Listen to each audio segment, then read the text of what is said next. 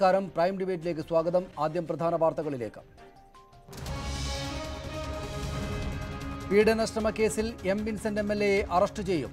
ചുമത്തിയത് ജാമ്യമില്ലാ കുറ്റം. തന്നെ ചതിച്ചെന്ന് ആത്മഹത്യാശ്രമത്തിന് മുമ്പ് വീട്ടമ്മ സഹോദരനോട്.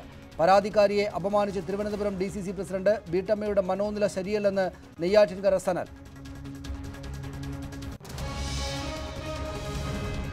മെഡിക്കൽ കോളേജ് കോഴ വിവാദം കത്തിപ്പടരുന്നു. കേന്ദ്ര നേതാക്കളുടെ അഴിമതിയെന്ന് CPM. കേന്ദ്ര ഭരണം ഉപയോഗിച്ച് BJP നടത്തുന്നത് കുംഭകോണം. കുമ്മനത്തെ പാർട്ടി ഡൽഹിക്ക് വിളിപ്പിക്കും. അന്വേഷണ സമിതി അംഗം നസീറിനെതിരെ നടപടിയെടുത്തേക്കും. പാർലമെന്റിൽ ഇന്നും ബഹളം. വിജിലൻസ് അന്വേഷണം ആരംഭിച്ചെന്ന് DGP. The JioPhone will be available to all Indians for an effective price of ₹0. സൗജന്യ സ്മാർട്ട് ഫോണുമായി ജിയോ വിപ്ലവം. ജിയോ സ്മാർട്ട് ഫോൺ സൗജന്യമായി നൽകും. നൽകേണ്ടത് തിരിച്ചു കിട്ടുന്ന നിക്ഷേപമായി ₹1500 മാത്രം. ഓഗസ്റ്റ് 24 മുതൽ പ്രീ ബുക്കിംഗ്. ജിയോ ലോകത്തിലെ ഏറ്റവും വലിയ mobile video network. Before Jio's launch, India was 155th in the world in mobile broadband penetration. Now, India is number 1 in mobile data consumption.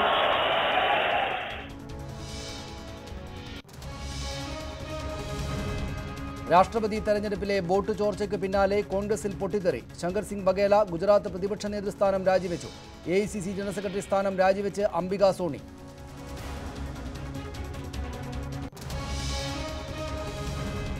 ഇസ്ലാം മതം സ്വീകരിച്ചില്ലെങ്കിൽ കയ്യും കാലും വെട്ടുമെന്ന് എഴുത്തുകാരൻ KP രാമനുണ്ണിക്ക് ഭീഷണി. അപകീർത്തികരമായ ചിത്രങ്ങൾക്കും വധഭീഷണിയിലും ദീപാനിശാന്തിന്റെ പരാതിയിൽ കേസ്. കേസെടുത്തത് തൃശൂർ വെസ്റ്റ് പോലീസ്.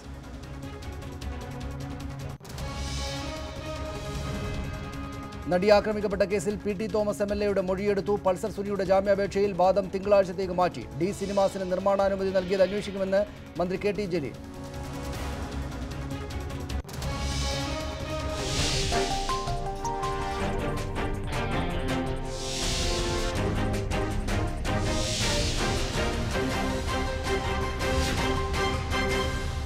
കോഴ കേന്ദ്ര നേതാക്കളും വാങ്ങിയോ?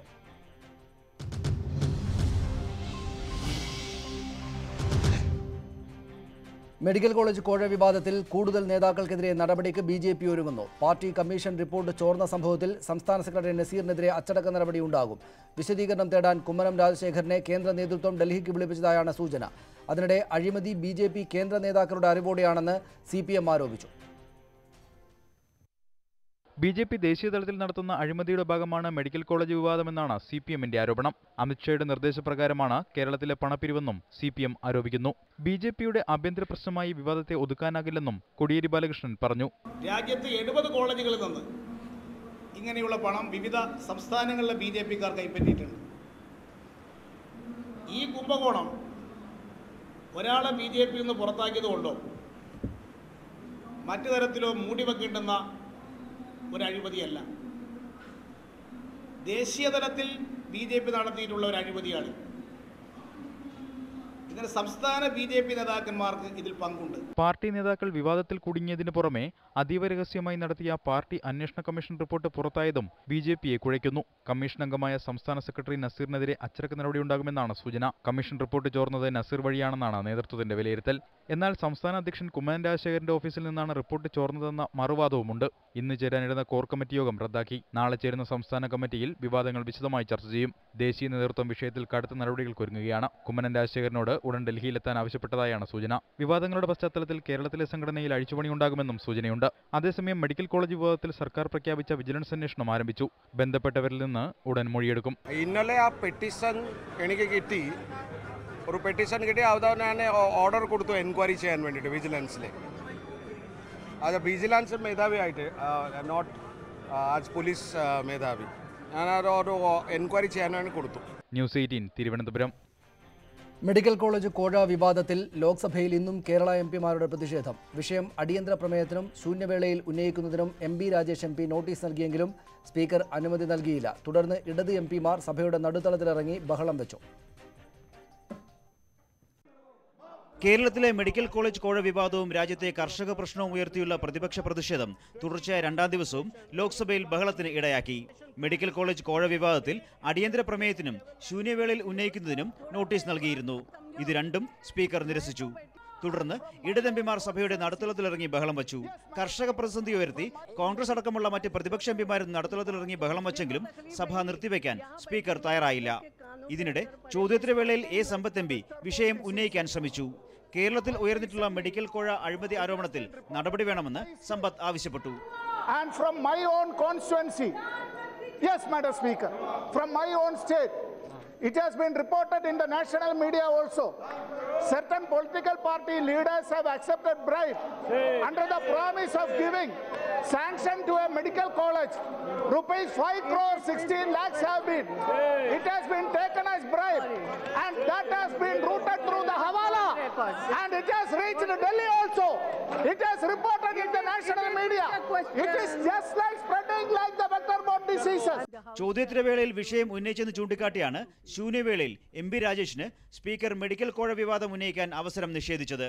രാജ്യസഭയിൽ പ്രതിപക്ഷം ഒന്നടങ്കം സമാജ്വാദി പാർട്ടി അംഗം നരേഷ് അഗർവാളിനെതിരെ യുവമോർച്ച നടത്തിയ പ്രതിഷേധത്തിൽ ബഹളം വച്ചു. സഭയിൽ നടത്തിയ പ്രസ്താവന മാധ്യമങ്ങൾ ചർച്ച ചെയ്യരുതെന്ന് ഡെപ്യൂട്ടി ചെയർമാൻ റൂളിംഗ് നൽകിയിട്ടും ചില ന്യൂസ് ചാനലുകൾ ഇത് ചർച്ച ചെയ്തതായും അംഗങ്ങൾ ചൂണ്ടിക്കാട്ടി. അംഗത്തിന്റെയും സഭയുടെയും അവകാശം ലംഘിക്കപ്പെട്ടതായും ഇതിനെതിരെ നടപടി വേണമെന്നും പ്രതിപക്ഷം ആവശ്യപ്പെട്ടു. എന്നാൽ തെളിവ് നൽകാതെ നടപടി സ്വീകരിക്കാനാകില്ലെന്ന് deputy chairman P J Kurian അറിയിച്ചു. തുടർന്ന് പ്രതിപക്ഷം ബഹളവുമായി നടുത്തളത്തിലിറങ്ങിയതോടെയാണ് സഭ 12 മണിവരെ നിർത്തിവെച്ചത്. ന്യൂസ് 18 ഡൽഹി. CPM നേതാവ് ശ്രീ എൻ ഷംസീർ തലശ്ശേരിയിൽ നിന്നും ഈ ചർച്ചയിൽ പങ്കെടുക്കും. കോൺഗ്രസ് നേതാവ് ശ്രീമതി ബിന്ദു കൃഷ്ണ കൊല്ലത്ത്, രാധാകൃഷ്ണ മേനോൻ രാധാകൃഷ്ണ മേനോൻ BJP നേതാവ് ഡൽഹി സ്റ്റുഡിയോയിൽ, ശ്രീ റോയ് മാത്യു മാധ്യമപ്രവർത്തകൻ രാഷ്ട്രീയ നിരീക്ഷകൻ എനിക്കൊപ്പം സ്റ്റുഡിയോ ഫ്ലോറിൽ ഈ ചർച്ചയിൽ പങ്കെടുക്കും. ആദ്യം Shri N Shamseer, it has reached Delhi also എന്നാണ് സഭയ്ക്കകത്ത് എ സമ്പത്ത് പറയുന്നത്. ആ കോഴപ്പണം ഡൽഹിയിൽ കൂടെ എത്തിയിട്ടുണ്ട് എന്ന്.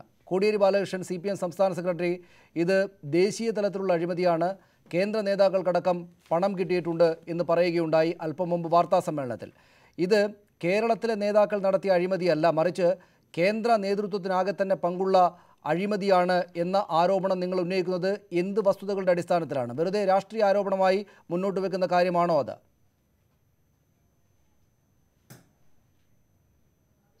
ഒരിക്കലുമല്ല. കാരണം മെഡിക്കൽ കൗൺസിൽ ഓഫ് ഇന്ത്യയുടെ അംഗീകാരം കിട്ടണമെങ്കിൽ ആ അംഗീകാരം കേരളത്തിലെ ഒരു SR വിനോദ് എന്ന് പറയുന്ന കക്ഷി മാത്രം വിചാരിച്ചാൽ സാധിക്കുമെന്ന് വിശ്വസിക്കുന്നവരല്ല ഞങ്ങൾ. കാരണം SR വിനോദ് അദ്ദേഹം വളരെ സീനിയർ ലീഡർ ആയിരിക്കാം, പക്ഷെ അദ്ദേഹം അത്രമാത്രം കേരളത്തിൽ പോപ്പുലർ ആണോ എനിക്കറിയില്ല. ഇപ്പോഴാണ് അദ്ദേഹത്തെ ആളുകൾ അറിയാൻ തുടങ്ങിയത്. ഇവിടെ ഈ ഒരു AV കോളേജ് മാത്രമല്ല, കേരളത്തിൽ 70 കോളേജുകൾക്കാണ് റെക്കഗ്നീഷൻ. 1 recognition, 2 renewal. ഇതാണ് രീതി. അപ്പോൾ റെക്കഗ്നീഷനും റിന്യൂവലിനും വേണ്ടിയാണ് ബ്രൈബ് ചെയ്തിട്ടുള്ളത്. ഞാൻ മനസ്സിലാക്കുന്നത് ഒരു കോളേജിൽ നിന്ന് 10 കോടി, അതായത് 70 × 10 700 കോടി രൂപയുടെ കുംഭകോണമാണ് ഈ മെഡിക്കൽ കോളേജ് കുംഭകോണം. ആ മെഡിക്കൽ കോളേജ് കുംഭകോണത്തിന് ഓരോ സ്ലാബ് സിസ്റ്റമായി പോയിട്ടുണ്ടാകും അഴിമതി. ഓരോരാൾക്ക് ഇത്ര, കേന്ദ്ര നേതൃത്വത്തിന് എത്ര, കേരള നേതൃത്വത്തിന് എത്ര, ഇങ്ങനെ വീതം വെപ്പ് നടന്നിട്ടുണ്ട്. അതിനെക്കുറിച്ച് സമഗ്ര അന്വേഷണം ഏതായാലും കേരളത്തിൽ നടക്കും. കുറ്റക്കാർക്കെതിരെ നടപടി സ്വീകരിക്കും. ഇത് മാത്രമല്ല, ഇവിടെ ഒരു RS വിനോദ് മാത്രമാണ് ഇതിൻ്റെ പിന്നിൽ എന്ന് വിശ്വസിക്കാൻ മാത്രം മണ്ടന്മാരല്ല ഞങ്ങൾ. RS വിനോദ് ആരുടെ ഇടനിലക്കാരനാണ്? RS വിനോദിനെ എന്തുകൊണ്ട് വലിയാടാക്കി തള്ളുന്നു? RS വിനോദ് ഇപ്പം സ്വയം അദ്ദേഹം ചില പേരുകൾ പറയുന്നുണ്ട്. അദ്ദേഹത്തെ ഇതിനകത്ത് കുടുക്കിയത് KP ശ്രീശനാണ്, അദ്ദേഹത്തെ കുടുക്കിയത് നസീർ എന്നൊക്കെ പറയുന്നുണ്ട്. പക്ഷെ KP ശ്രീശനോ നസീറോ വിചാരിച്ചാൽ മാത്രം RS വിനോദിനെ പോലുള്ള ആളെ കൊടുക്കാൻ സാധിക്കുന്നതല്ല. അപ്പോൾ ഇതിനകത്ത് വളരെ ക്ലിയർ ആയി അഴിമതി നടന്നു എന്നുള്ള കാര്യം BJP തന്നെ പറഞ്ഞിരിക്കുന്നു. BJP പറയുന്നത് ഞങ്ങൾ വ്യത്യസ്തമായൊരു പാർട്ടിയാണെന്നാണ്. പക്ഷേ ഇവരുടെ അഴിമതിയുടെ രീതി കേരളത്തിൽ 3 മാർഗമാണ് സ്വീകരിക്കുന്നത്. 1 medical council of India, 2 all India council for technical education, 3 പരിസ്ഥിതി വകുപ്പുമായി ബന്ധപ്പെട്ട അനുമതി. ഇപ്പോൾ കേരളത്തിലെ പല പദ്ധതികൾക്കും പരിസ്ഥിതി അനുമതി കിട്ടാത്ത സാഹചര്യം വരുമ്പോൾ ഇതിവർ ഏറ്റെടുക്കുകയാണ്. അപ്പോൾ ഇങ്ങനെ മെഡിക്കൽ കൗൺസിലിനെ ഇവർ ഏറ്റെടുക്കുകയാണ്. AICTയിലേക്ക് ഇവർ പോവാണ്. ഇവരാണ് മോഡസ് ഓപ്പറണ്ടി. ഓപ്പറേഷൻ്റെ ഒരു മോഡസ് ഓപ്പറണ്ടി ഇതാണ് അഴിമതിയുടെ. ഈ അഴിമതിയുടെ മോഡസ് ഓപ്പറണ്ടി കേരളത്തിൽ ഈ 3 മാർഗങ്ങൾ മാത്രമാണ്. നേരത്തെ ഇവർ പമ്പ് കുംഭകോണം നടത്തിയിരുന്നു. അതിനു മുമ്പ് ഇവർ ശവപ്പെട്ടി കുംഭകോണം നടത്തിയിരുന്നു. ഇപ്പോൾ മധ്യപ്രദേശ് മുഖ്യമന്ത്രിയായ ശിവരാജ് സിംഗ് ചൗഹാന്റെ പേരിൽ ഉയർന്നിരിക്കുന്ന ആരോപണം നിങ്ങൾക്കറിയാം, വ്യാപം കുംഭകോണം.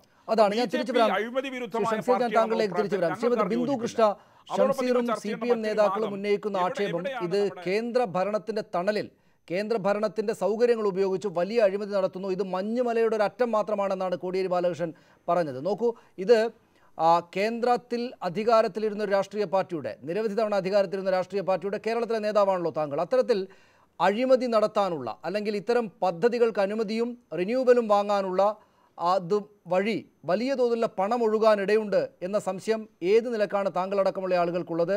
എത്ര വലിയ അഴിമതിയാണ് ഇവിടെ നടന്നത് എന്നാണ് വിചാരിക്കുന്നത്?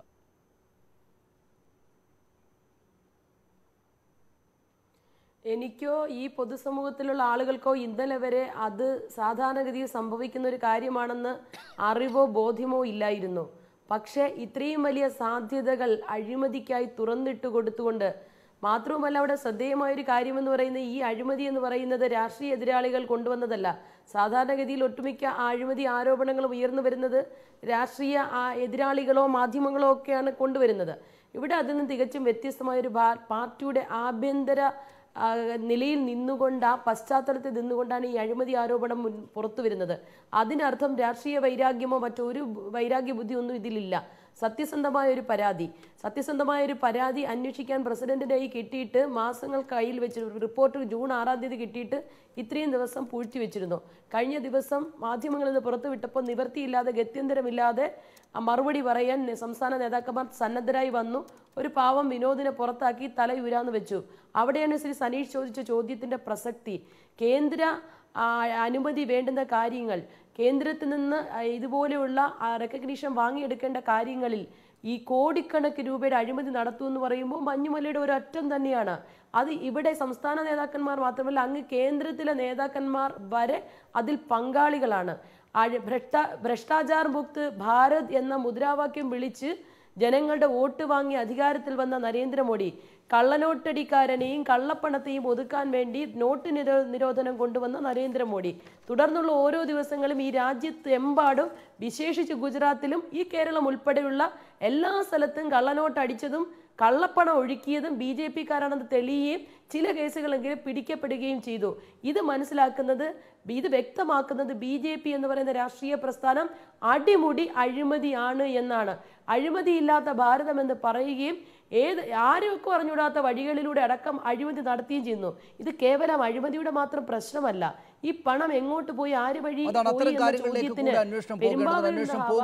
ശ്രീ ബി രാധാകൃഷ്ണ മേനോൻ, എന്തുകൊണ്ടാണ് താങ്കളുടെ പാർട്ടി ഈ ജൂൺ 6-ാം തീയതി റിപ്പോർട്ട് കിട്ടിയിട്ട് ഇത്രയും കാലം അതേക്കുറിച്ച് മിണ്ടാതിരിക്കുകയും മാധ്യമങ്ങളിൽ വാർത്ത വന്നതിന് ശേഷം മാത്രം എന്തെങ്കിലും നടപടിയെടുത്ത് താരതമ്യേന ദുർബലനായിട്ടുള്ള, എന്നാൽ ഇതിനകത്ത് വലിയ പ്രാധാന്യമുള്ള ഈ RS വിനോദിനെ പുറത്താക്കി തലയൂരാൻ ശ്രമിക്കുന്നത് എന്ന ചോദ്യം എല്ലാവരും ഉന്നയിക്കുന്നുണ്ട്? ആ ചോദ്യത്തിനുള്ള ഉത്തരം ഈ സമിതി റിപ്പോർട്ടിനകത്ത് തന്നെയുണ്ട്.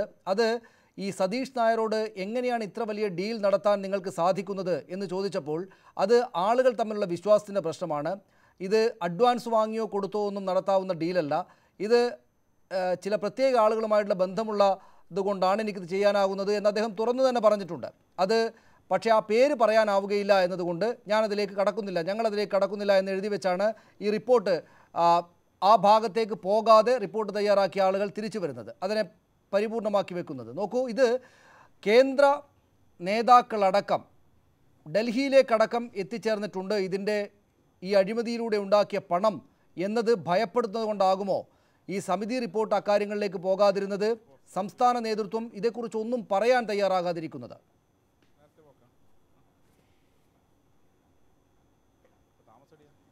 അല്ല, ഇവിടെ ഭാരതീയ ജനതാ പാർട്ടിയുടെ സംസ്ഥാന നേതൃത്വം ചുമതലപ്പെടുത്തിയ ആളുകളുടെ റിപ്പോർട്ട്, ആ റിപ്പോർട്ട് പാർട്ടി ചുമതലയുള്ളവർ ആ തലത്തിൽ ചർച്ച ചെയ്യാൻ പോകുന്നേ ഉള്ളൂ എന്ന് നമുക്കെല്ലാവർക്കും അറിയാം. അപ്പോൾ ആ തരത്തിലൊരു ചർച്ചയ്ക്ക്, കാരണം പാർട്ടിയുടെ സംസ്ഥാന കമ്മിറ്റി സംസ്ഥാന നേതൃയോഗം നാളെ നിശ്ചയിക്കാൻ തീരുമാനിച്ച് അത് വരുന്നതിന് മുമ്പ് തീർച്ചയായിട്ടും, കാരണം ഈ നാളത്തെ മീറ്റിംഗ് നേരത്തെ നിശ്ചയിച്ചിരുന്നതാണല്ലോ, കാരണം എല്ലാവരെയും അറിയിച്ച് മീറ്റിംഗ് വിളിക്കാൻ തീരുമാനം. അപ്പോൾ ആ യോഗത്തിൽ അതോടനുബന്ധിച്ച് അതിന് മുൻപായി നേതൃത്വത്തിൽ പ്രധാനപ്പെട്ട കോർ കമ്മിറ്റി ടീം ഇരുന്നിട്ടാണ് സാധാരണ കീഴ്വഴക്കമനുസരിച്ച് ഈ തരം കാര്യങ്ങൾ പാർട്ടിയിൽ പരിഗണിക്കാറ്. അപ്പോൾ അതിനു മുമ്പ് പത്രങ്ങളിൽ ഈ റിപ്പോർട്ട് വരാനിടയായി എന്നുള്ളത് യാഥാർത്ഥ്യമാണ്. അപ്പോൾ ആ റിപ്പോർട്ട് അത് അതേപടിയാണോ, ഈ രൂപത്തിലാണോ അവർ സമർപ്പിച്ചത് എന്നൊക്കെയുള്ളതും ഇനിയിപ്പോൾ ആ റിപ്പോർട്ട് ചർച്ച ചെയ്യുന്ന സമയത്ത് പാർട്ടിയുടെ ആ ചർച്ചയ്ക്ക് ശേഷം സംസ്ഥാന അധ്യക്ഷനോ അതിന് ചുമതലപ്പെടുത്തുന്നവരോ വെളിവാക്കുന്നുണ്ടാവും. അപ്പോൾ ഏതായാലും ആ റിപ്പോർട്ടിൻ്റെ അടിസ്ഥാനത്തിൽ അല്ലെങ്കിൽ ഇതുമായി ഉയർന്നു വന്ന ചർച്ചകളുടെ അടിസ്ഥാനത്തിലാണ് ഇപ്പോൾ പ്രാഥമികമായ നടപടി ഉണ്ടായിരിക്കുന്നത്. നമ്മുടെ കേരളത്തിൽ നമുക്കറിയാം ഒരു രാഷ്ട്രീയ പാർട്ടി, ആ രാഷ്ട്രീയ പാർട്ടിയുടെ ഏറ്റവും പ്രധാനപ്പെട്ട ഉന്നതനായ നേതാവ് VS അച്യുതാനന്ദനെ പോലെയുള്ള ഒരാൾ പാർട്ടി തലത്തിൽ തന്നെ ഒരു ആരോപണം ഉന്നയിക്കുകയും അതിനുശേഷം ബാലാനന്ദൻ കമ്മിറ്റി അന്വേഷിച്ച് റിപ്പോർട്ട് സമർപ്പിക്കുകയും അതിനുശേഷം അത് CBIയുടെയും വിജിലൻസിൻ്റെയും എല്ലാം അന്വേഷണത്തിന് വിധേയമാവുകയും ഒക്കെ ചെയ്തിട്ട് ഇപ്പോഴും പൂർത്തീകരിക്കപ്പെടാതിരിക്കുന്ന ആ ആരോപണത്തിൽ വിധേയനായ ആൾ ഇന്ന് കേരളത്തിൻ്റെ മുഖ്യമന്ത്രിയായിട്ടിരിക്കുകയാണ്. അപ്പോൾ ഏതായാലും ആ രീതിയിലുള്ള സമീപനമല്ല ഈ കാര്യത്തിൽ ഭാരതീയ ജനതാ പാർട്ടി സ്വീകരിക്കുക. BJPയെ സംബന്ധിച്ച് പാർട്ടി കമ്മിറ്റി ആണെങ്കിലും പാർട്ടിയിൽ ഉയർന്നു വന്നിരിക്കുന്ന ആരോപണങ്ങളെക്കുറിച്ചും വ്യക്തമായ കാഴ്ചപ്പാടുണ്ട്. അത് തീർച്ചയായിട്ടും അഴിമതി വിരുദ്ധ കാഴ്ചപ്പാട് തന്നെയാണ്. ഞാൻ തിരിച്ചു വരാം ശ്രീ രാധാകൃഷ്ണൻ മേനോൻ, താങ്കളുടെ കൂടുതൽ വിവരങ്ങൾ ആവശ്യമുണ്ട്. ഈ ലാവ്ലിൻ കേസിലേക്കൊക്കെ പോയാൽ അത് ഒരുപാട് കാലം ചർച്ച ചെയ്തുകൊണ്ടാണ് ഞാൻ അതിൽ കയറി അങ്ങോട്ട് വരാത്തത്. അതിലേക്ക് പോകാതെ നമുക്ക് ഈ വിഷയത്തിൽ ഊന്നി ചർച്ച കൊണ്ടുപോകാം എന്നാണ് ഞാൻ വിചാരിക്കുന്നത്. ശ്രീ റോയ് മാത്യു, ഇതിൽ പ്രധാനപ്പെട്ട ഒരു കാര്യം ഈ അഴിമതി ആരോപണം, അഴിമതി നടന്നു എന്നത്, കോഴ വാങ്ങി എന്നത് നിഷേധിക്കാനാവുന്നില്ല ആ പാർട്ടിക്ക് എന്നതാണ്. അത് ഒരർത്ഥത്തിൽ വലിയ സങ്കടകരമായ കാര്യമാണ്. ഒരു പാർട്ടിക്ക് ആ പാർട്ടിയുടെ നേതാക്കൾ ആ പാർട്ടിയുടെ നേതൃസ്ഥാനത്തിരുന്നുകൊണ്ട് കോഴ വാങ്ങി എന്നത് നിഷേധിക്കാനാകുന്നില്ല എന്നത് സങ്കടകരമായ കാര്യമാണ്. എന്തുകൊണ്ടായിരിക്കണം ഇത് ഈ ഘട്ടത്തിൽ പുറത്തേക്ക് വന്നത്? ഇത് CPMനെ പോലുള്ള രാഷ്ട്രീയ എതിരാളികൾ ആക്ഷേപിക്കുന്നത് പോലെ ഒരു ദേശീയ തലത്തിൽ മാനങ്ങളുള്ള അഴിമതിയാണ് എന്ന് കാണുന്നത് ശരിയായിരിക്കുമോ? ഇത് നമ്മളൊരു കാര്യം മനസ്സിലാക്കേണ്ടിയിരിക്കുന്നു. ഈ 2 ദിവസത്തേക്ക് മുമ്പ്, അതായത് ജൂലൈ 17-ാം തീയതി 2:45-ന് 2:43-ന് BJPയുടെ സംസ്ഥാന ജനറൽ സെക്രട്ടറി K. സുരേന്ദ്രൻ ഒരു ഫേസ്ബുക്ക് പോസ്റ്റ് ഇട്ടിരുന്നു. ആ ഫേസ്ബുക്ക് പോസ്റ്റിനകത്ത് പറയുന്ന ഒരു 2 വരി വാചകമുണ്ട്, ഞാനൊന്ന് വായിക്കാം.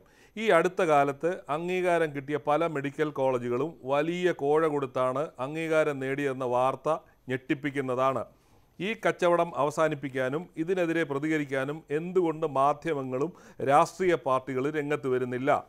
സ്വാശ്രയ മെഡിക്കൽ കോളേജുകളുടെ കൊള്ളയ്ക്ക് അറുതി വരുത്താൻ വലിയ പോരാട്ടം തന്നെ വേണ്ടിവരും. ഇത് ആക്ച്വലി റിപ്പോർട്ട് പുറത്തു വരുന്ന 19-ാം തീയതിയാണ് കേരളത്തിലെ മാധ്യമങ്ങൾ വഴി പുറത്തു വരുന്നത്. ഈ റിപ്പോർട്ട് വരുന്നതിന് 2-3 ദിവസത്തേക്ക് മുമ്പ് BJPയുടെ സംസ്ഥാന ജനറൽ സെക്രട്ടറിയാണ് പറയുന്നത് ഈ മെഡിക്കൽ കോളേജുകൾക്ക് അംഗീകാരം കൊടുക്കുന്നതിനകത്ത് വൻ കൊള്ള നടന്നിട്ടുണ്ടെന്നത്. അതെങ്ങനെയാണ് അദ്ദേഹം ഈ കാര്യം നേരത്തെ മനസ്സിലാക്കിയത്? ഈ പാർട്ടിക്കകത്ത് ഇത് നടക്കുകയാണെന്നുള്ള കൃത്യമായ വിവരം കിട്ടിയതിൻ്റെ അടിസ്ഥാനത്തിലാണ്. K. സുരേന്ദ്രൻ ഇങ്ങനെ ഇത്ര ഒരു കാര്യം ഉന്നയിക്കണമെന്നുണ്ടെങ്കിൽ വെറുതെ ഊഹാപോഹങ്ങളുടെ പേരിലല്ലല്ലോ അദ്ദേഹം ഉന്നയിച്ച് ഉത്തരവാദിത്തപ്പെട്ട. ഇപ്പോൾ പോലും ഈ ഫേസ്ബുക്ക് പോസ്റ്റ് പിൻവലിച്ചിട്ടില്ല. ഇതിനകത്ത് യാഥാർത്ഥ്യമുണ്ട് എന്നുള്ളത് കൊണ്ട് തന്നെയാണ് മാധ്യമങ്ങളെ അദ്ദേഹം ടെംപ്റ്റ് ചെയ്യുകയായിരുന്നു, നിങ്ങൾ എന്തുകൊണ്ട് ഇത് ഏറ്റുപിടിക്കുന്നില്ല എന്നുള്ള കാര്യം. അതുകൊണ്ടാണ് പുറത്തു വന്നത്. അതവിടെ നിൽക്കട്ടെ. ഇതൊരു ചെറിയ ക്രൈം അല്ലല്ലോ ഇവിടെ നടന്നിരിക്കുന്നത്. ഇത് ഡൽഹിയിലുള്ള ഉന്നതന്മാരായ ആൾക്കാർക്ക് പണം എത്തിക്കുന്നതിന് വേണ്ടിയുള്ള വലിയ ശ്രമമായിരുന്നു. ഈ ഡീലിൻ്റെ എത്രയായിരുന്നു? ആ റിപ്പോർട്ടിൽ പറയുന്ന 17 കോടി രൂപയായിരുന്നു ഈ ടോട്ടൽ ഡീൽ എന്ന് പറയുന്നത്. അതിൻ്റെ 1/3 5 കോടി 60 ലക്ഷം രൂപയെ കൊടുത്തിട്ടുള്ളൂ. ബാക്കി കിട്ടാത്തതുകൊണ്ടാണ് ഡീൽ നടക്കാതെ പോയെന്നാണ് ആ റിപ്പോർട്ടിൽ പറയുന്നത്. ഓക്കെ, ഇതൊരു ചെറിയ കാര്യമാണോ? ഇതൊരു ഹവാല ഇടപാടാണ് നടന്നതെന്ന് റിപ്പോർട്ടിൽ പറയുന്നുണ്ട്. ഹവാല ഇടപാട് ഗവൺമെൻറ് ഓഫ് ഇന്ത്യ അംഗീകരിച്ച ഇടപാടാണോ? BJP എന്തുകൊണ്ടാണ് നവംബർ 8-ാം തീയതി ഡിമോണിറ്റൈസേഷൻ നടത്തിയത്? രാജ്യത്തെ കള്ളപ്പണം തടയാനും ഹവാല ഇടപാടുകൾ തടയാനും ഒക്കെ വേണ്ടിയാണ് ഇത് നടത്തിയത്. എന്നിട്ട് ഇത് നടത്തിയത് ആരാണ്? BJPയുടെ ഉത്തരവാദിത്തപ്പെട്ട നേതാക്കന്മാരാണ് ഈ പണം കൊണ്ടുപോയത്. എന്നെ പോലെയോ നിങ്ങളെ പോലെയുള്ള സാധാരണക്കാർക്ക് നമ്മുടെ കുഞ്ഞുങ്ങളുടെ ആവശ്യത്തിന് വേണ്ടി, മക്കളുടെ കല്യാണത്തിന് വേണ്ടി ബാങ്കിൽ നിന്ന് 2 ലക്ഷം രൂപയിൽ കൂടുതൽ പിൻവലിക്കാൻ പറ്റുമോ? ഇപ്പോഴും പറ്റത്തില്ല. നിങ്ങൾക്ക് ഫിക്സഡ് ഡെപ്പോസിറ്റ് ഉണ്ടെങ്കിൽ പോലും പിൻവലിക്കാൻ പറ്റത്തില്ല. ആ സാഹചര്യം നിൽക്കുമ്പോഴാണ് BJPയുടെ ഉത്തരവാദിത്തപ്പെട്ട നേതാക്കന്മാർ ഈ പണം പെരുമ്പാവൂരിലുള്ളൊരു മുസ്ലിമായ ഹവാല ഇടപാടുകാരൻ വഴി കടത്തിയെന്ന് പറയുന്നത്. ഇതെന്താണ്? ഇത് രാജ്യരക്ഷയെ, രാജ്യത്തിൻ്റെ സമ്പത്തിനെ ബാധിക്കുന്ന ഒരു കാര്യമാണ്. BJPക്ക് അങ്ങനെ പറഞ്ഞ് കൈ ഒഴിയാൻ പറ്റുമോ? ഇല്ലല്ലോ. അപ്പോൾ ഇതൊരു സാധാരണക്കാരൻ നടത്തിയായിരുന്നു എന്തായിരുന്നു സ്ഥിതി? ഞാനോ നിങ്ങളോ രാധാകൃഷ്ണ മേനോനോ ആരെങ്കിലും നടത്തിയാൽ നമ്മളെ രാധാകൃഷ്ണ മേനോൻ ഈ ചോദ്യങ്ങൾക്കൊക്കെ എന്ത് മറുപടിയാണ് നൽകുക? ഈ പറയുന്നത് പോലെയാണ് കാര്യങ്ങളെല്ലാം നടന്നത്. അദ്ദേഹം പറയുന്ന അദ്ദേഹം സ്വപ്നത്തിൽ കണ്ട കാര്യങ്ങളല്ല. ഈ സമിതി റിപ്പോർട്ട് തയ്യാറാക്കി സംസ്ഥാന നേതൃത്വത്തിന് നൽകിയതിൽ നിന്നുള്ള ഭാഗങ്ങളാണ് അദ്ദേഹം പറഞ്ഞത്. K. സുരേന്ദ്രൻ പറഞ്ഞ കാര്യം വേറെയും. അദ്ദേഹം അത് പിൻവലിച്ചിട്ടില്ല എന്ന് മാത്രമല്ല, അത് മറ്റേതെങ്കിലും സാഹചര്യത്തിൽ ഇട്ടതാണ്, ഞാൻ ആ ഫേസ്ബുക്ക് പോസ്റ്റ് എന്ന് വിശദീകരിക്കാൻ പോലും അദ്ദേഹം തയ്യാറായിട്ടില്ല. എന്ന് വെച്ചാൽ ഇത് ക്രിസ്റ്റൽ ക്ലിയർ ആണ്. ഈ ഒരു അഴിമതി നടന്നിട്ടുണ്ട്, കോഴ നടന്നിട്ടുണ്ട് എന്ന കാര്യത്തിൽ ആർക്കും നിഷേധിക്കാൻ സാധിക്കുന്നില്ല. വലിയ തോതിൽ മുകളിൽ നിന്ന് അടക്കമുള്ള അനുമതിയും ആഗ്രഹവും ഉള്ളതുകൊണ്ടാണ് ഇങ്ങനെ നടന്നത് എന്നത് സമ്മതിക്കുകയാണ് ജനതയ്ക്ക്, നാട്ടുകാർക്ക് മുന്നിൽ സമ്മതിക്കുകയാണ് നിങ്ങൾ ചെയ്യേണ്ടത്.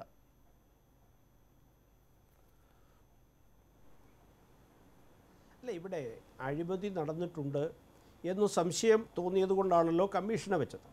പിന്നെ കമ്മീഷൻ്റെ റിപ്പോർട്ടിനെ സംബന്ധിച്ച് കമ്മീഷൻ്റെ റിപ്പോർട്ട് തീർച്ചയായിട്ടും ചർച്ച ചെയ്ത് തീരുമാനമെടുക്കുന്ന സിസ്റ്റമാണ് പാർട്ടിക്കുള്ളിലുള്ളത്. ആ തലത്തിൽ കോർ കമ്മിറ്റിയുടെ ആളുകൾ ഒരുമിച്ചിരുന്ന് ചർച്ച ചെയ്യാൻ നിശ്ചയിച്ചിരുന്ന ദിവസത്തിനും 2 ദിവസം മുമ്പ് മാധ്യമങ്ങളിലൂടെ ഇത് പുറത്തു വരാൻ ഇടയായി എന്നുള്ളത് യാഥാർത്ഥ്യമാണ്. ആ യാഥാർത്ഥ്യമാണ് ഇന്നിപ്പോൾ നമ്മുടെ ഈ ചർച്ചയ്ക്ക് ഇടയാക്കിയിട്ടുള്ളത്. ഏതായാലും ഭാരതീയ ജനതാ പാർട്ടി ഈ വിഷയത്തിൽ ഒന്നും ഒളിച്ചു വെക്കാൻ ആഗ്രഹിച്ചിട്ടല്ല കമ്മീഷനെ വെച്ചതോ അന്വേഷണം നടത്തിയതോ ഇപ്പോൾ തന്നെ ഇതിൻ്റെ തുടർച്ചയായി നടപടികൾ ആരംഭിച്ചിട്ടുള്ളത്. സംഘടനാപരമായി ഇതിനകത്ത് ഈ പറയുന്ന ഹവാല പണമിടപാടോ അല്ലെങ്കിൽ കള്ളനോട്ടടിയോ ഇതൊന്നും ഒരു പാർട്ടി തീരുമാനിച്ച് നടത്തിയ പരിപാടിയല്ലല്ലോ. ഇതിനെ സംബന്ധിച്ച് ആരാണ് ഇതിനകത്ത് കുറ്റവാളി, ആ കുറ്റവാളിയെ കർശനമായി ശിക്ഷയ്ക്ക് വിധേയമാക്കുന്ന തരത്തിൽ നിയമത്തിൻ്റെ മുന്നിൽ കൊണ്ടുവരാൻ എല്ലാവിധ സമീപനവുമാണ് അതാത് ഘടകങ്ങൾ ചെയ്യേണ്ടത്. കേരളത്തിലെ BJP സംസ്ഥാന ഘടകത്തെ അഭിനന്ദിക്കേണ്ടുന്ന ഒരു കാര്യം കൂടെയുണ്ട്. എന്തുകൊണ്ടെന്നാൽ താങ്കൾ തന്നെ പറയുന്നു, അല്ലെങ്കിൽ കോടിയേരി ബാലകൃഷ്ണൻ വാർത്താ സമ്മേളനത്തിൽ പറയുന്നു, 70 മെഡിക്കൽ കോളേജുകളുടെ ഭാഗമായിട്ട് 70 മെഡിക്കൽ കോളേജുകളുടെ അനുമതിയും റിന്യൂവലുമായിട്ട് വിവിധ സംസ്ഥാനങ്ങളിൽ അതാതിടങ്ങളിലെ BJP സംസ്ഥാന നേതൃത്വങ്ങൾ ഇങ്ങനെ കോഴ വാങ്ങുന്നുണ്ട് എന്ന ആക്ഷേപമാണല്ലോ താങ്കളും കോടിയേരി ബാലകൃഷ്ണൻ നേരത്തെയും നടത്തിയത്. അപ്പോൾ തന്നെയും അതൊരു പ്രധാനപ്പെട്ട പ്രശ്നമാണ്. നമുക്കെതിരെ രാഷ്ട്രീയമായിട്ടുള്ള ആരോപണം വന്നേക്കാം, പ്രശ്നമുണ്ടായേക്കാം എന്ന് തിരിച്ചറിഞ്ഞിട്ട് പോലും അത് അന്വേഷിക്കാൻ സമിതി വെക്കുക, സമിതിയുടെ ഭാഗത്തു നിന്ന് റിപ്പോർട്ട് വാങ്ങുക, അതിന്മേൽ നടപടിയെടുക്കുക. ഇത് വലിയ രൂക്ഷമായിട്ടുള്ള എതിരാളികളുടെ ആക്രമണത്തിന് പാത്രമാകും ഇതിലൂടെ എന്ന് മനസ്സിലാക്കിയിട്ട് പോലും ആ കാര്യങ്ങൾ ചെയ്ത മറ്റ് സംസ്ഥാനങ്ങളിലൊന്നും അങ്ങനെയൊരു സംഭവമേ നടന്നിട്ടില്ലാത്ത സാഹചര്യത്തിൽ പോലും ഞങ്ങളുടെ പാർട്ടിക്കകത്ത് ശുദ്ധീകരണം വേണം എന്ന് വിചാരിക്കുന്ന ആ പാർട്ടിയെ ആ കാര്യത്തിൻ്റെ പേരിൽ അഭിനന്ദിക്കേണ്ടതാണ്. പിന്നെ ഈ രാഷ്ട്രീയമായ അഴിമതി, രാഷ്ട്രീയമായിട്ടുള്ള അധികാരം വെച്ചുകൊണ്ടുള്ള അഴിമതി എല്ലാ രാഷ്ട്രീയ പാർട്ടികളും ചെയ്യുന്നതുമാണ്.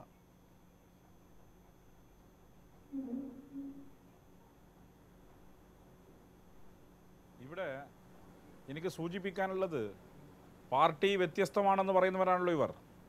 യഥാർത്ഥത്തിൽ ഈ അഴിമതി എങ്ങനെ പുറത്തു വന്നു? ഇവർക്കിടയിൽ ഇന്നർ ഫൈറ്റാണ്. ഇവർക്കിടയിൽ ഇന്നർ ഫൈറ്റിൻ്റെ ഭാഗമായി ഇവർ പുറത്തുവിട്ട, ഇവർ അന്വേഷണം ഏർപ്പെടുന്നു. കാരണം ഇവർക്കിടയിലെ ചില ആളുകൾ ഇവർക്ക് പുറത്താക്കണം, അതിനുവേണ്ടി ഏർപ്പെടുത്തിയ അന്വേഷണമാണ്. അതുമാത്രമല്ല, അന്വേഷണ റിപ്പോർട്ട് ചോർത്തുന്നത് ഇവർ തന്നെയാണ്. ഇവിടെ ആരോപണ വിധേയനായ RS വിനോദ് പറഞ്ഞൊരു കാര്യമുണ്ട്. എന്നോട് KP ശ്രീശൻ ചോദിച്ചു, MT രമേശിൻ്റെ പേര് പറയണം. KP ശ്രീശനും MT രമേശും ഒരേ ലെവലിൽ നിൽക്കുന്ന ഒരുപക്ഷെ നേതാക്കന്മാരായിരിക്കാം. പക്ഷേ KP ശ്രീശൻ വിചാരിച്ചാൽ MT രമേശിന് ഒതുക്കാൻ കഴിയില്ല. അപ്പോൾ KP ശ്രീശൻ്റെ പിന്നിൽ വേറെ ആളുണ്ട്. ആ പേര് അദ്ദേഹം വെളിപ്പെടുത്തുന്നില്ല.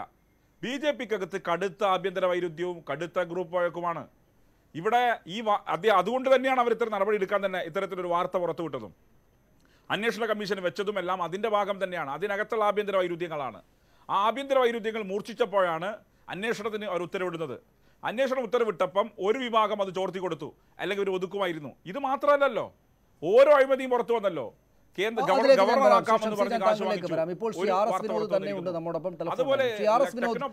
ഇതിപ്പോൾ താങ്കൾ മാത്രം നടത്തിയ എന്തോ ഒരു കോഴ ഏർപ്പാട്, അഴിമതി ഏർപ്പാട് എന്ന നിലക്കാണ് BJP പുറത്തേക്ക് പറയാൻ ഉദ്ദേശിക്കുന്നതെന്ന് തോന്നുന്നു. താങ്കൾ മാത്രമാണ് ഇക്കാര്യത്തിൽ നടപടി എടുത്തിട്ടുള്ളത്. അതും ചർച്ച ചെയ്യണമെന്ന് പറയുമ്പോൾ തന്നെയും ചർച്ചയൊക്കെ നടക്കുന്നതിന് മുന്നേ തന്നെ താങ്കളെ പുറത്താക്കി കഴിഞ്ഞു. ഇതിപ്പോൾ ഈ മെഡിക്കൽ കോളേജിന് അനുമതി നൽകാം, റിന്യൂവൽ വാങ്ങിച്ചു നൽകാമെന്ന് പറഞ്ഞ് ഈ 5.5 കോടി രൂപ താങ്കൾ മാത്രമായിട്ടാണോ വാങ്ങിച്ചത്?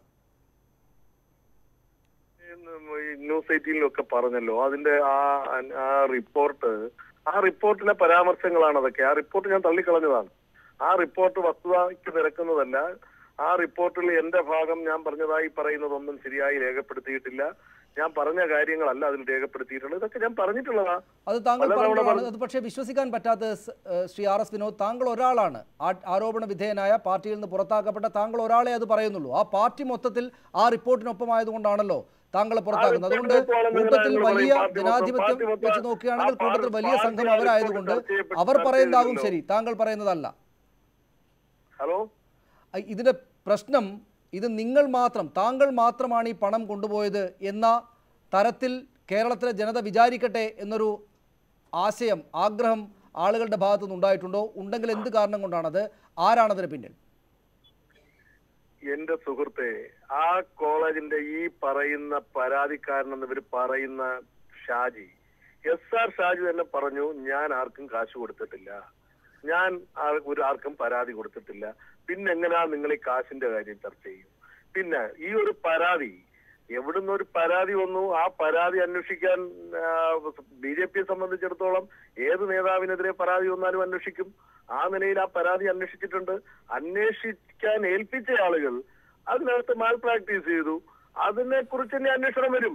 ആ ഞാൻ താങ്കളെ വിശ്വസിക്കുന്നു ശ്രീ ആർ എസ് വിനോദ്. ഞങ്ങൾ താങ്കളെ വിശ്വസിക്കുന്നു ശ്രീ വിനോദ്. ഞങ്ങൾ താങ്കളെ വിശ്വസിക്കുന്നു. പക്ഷെ എന്തിനാണ് പിന്നെ താങ്കളെ പുറത്താക്കിയത്? നമ്മുടെ മീഡിയ ഇത്രയും ഇതാകണ്ട. എന്തായാലും നമ്മുടെ ഗവൺമെന്റ് വിനോദ് ഒരു കാര്യം എന്താണ് പ്രശ്നം എന്ന് വെച്ചാൽ അങ്ങനെയാണ്. ഞാൻ താങ്കളെ വിശ്വസിക്കുന്നു ശ്രീ വിനോദ്. എൻക്വയറിയുടെ അവസാനം നമുക്ക് മനസ്സിലാവും ഇതിൽ എന്ത് നടന്നു, ആരൊക്കെ എന്തൊക്കെയാണ് സംഭവിച്ചിട്ടുള്ളത്, ഇത് സംഭവിച്ചിട്ടുണ്ടോ, ഷാജി കാശ് കൊടുത്തിട്ടുള്ളത്, ഇതൊക്കെ മനസ്സിലാവും. വിജിലൻസ് എൻക്വയറി വരട്ടെ. നമ്മളൊന്ന് ക്ഷമയോടെ കാത്തിരിക്കും. ഞാൻ താങ്കളെ വിശ്വസിക്കുന്നു ശ്രീ ആർ എസ് വിനോദ്. ഞാൻ താങ്കളെ വിശ്വസിക്കുന്നു. പക്ഷേ താങ്കളെ എന്തിനാണ് പിന്നെ പാർട്ടിയിൽ നിന്ന് പുറത്താക്കിയത്? ഈ സമിതി റിപ്പോർട്ട് ചർച്ച ചെയ്തിട്ട് പോലുമില്ല പാർട്ടി. സംസ്ഥാന സമിതി നാളെ ചേരാനിരിക്കുകയാണ്. കോർ കമ്മിറ്റി യോഗം നടന്നിട്ടില്ല.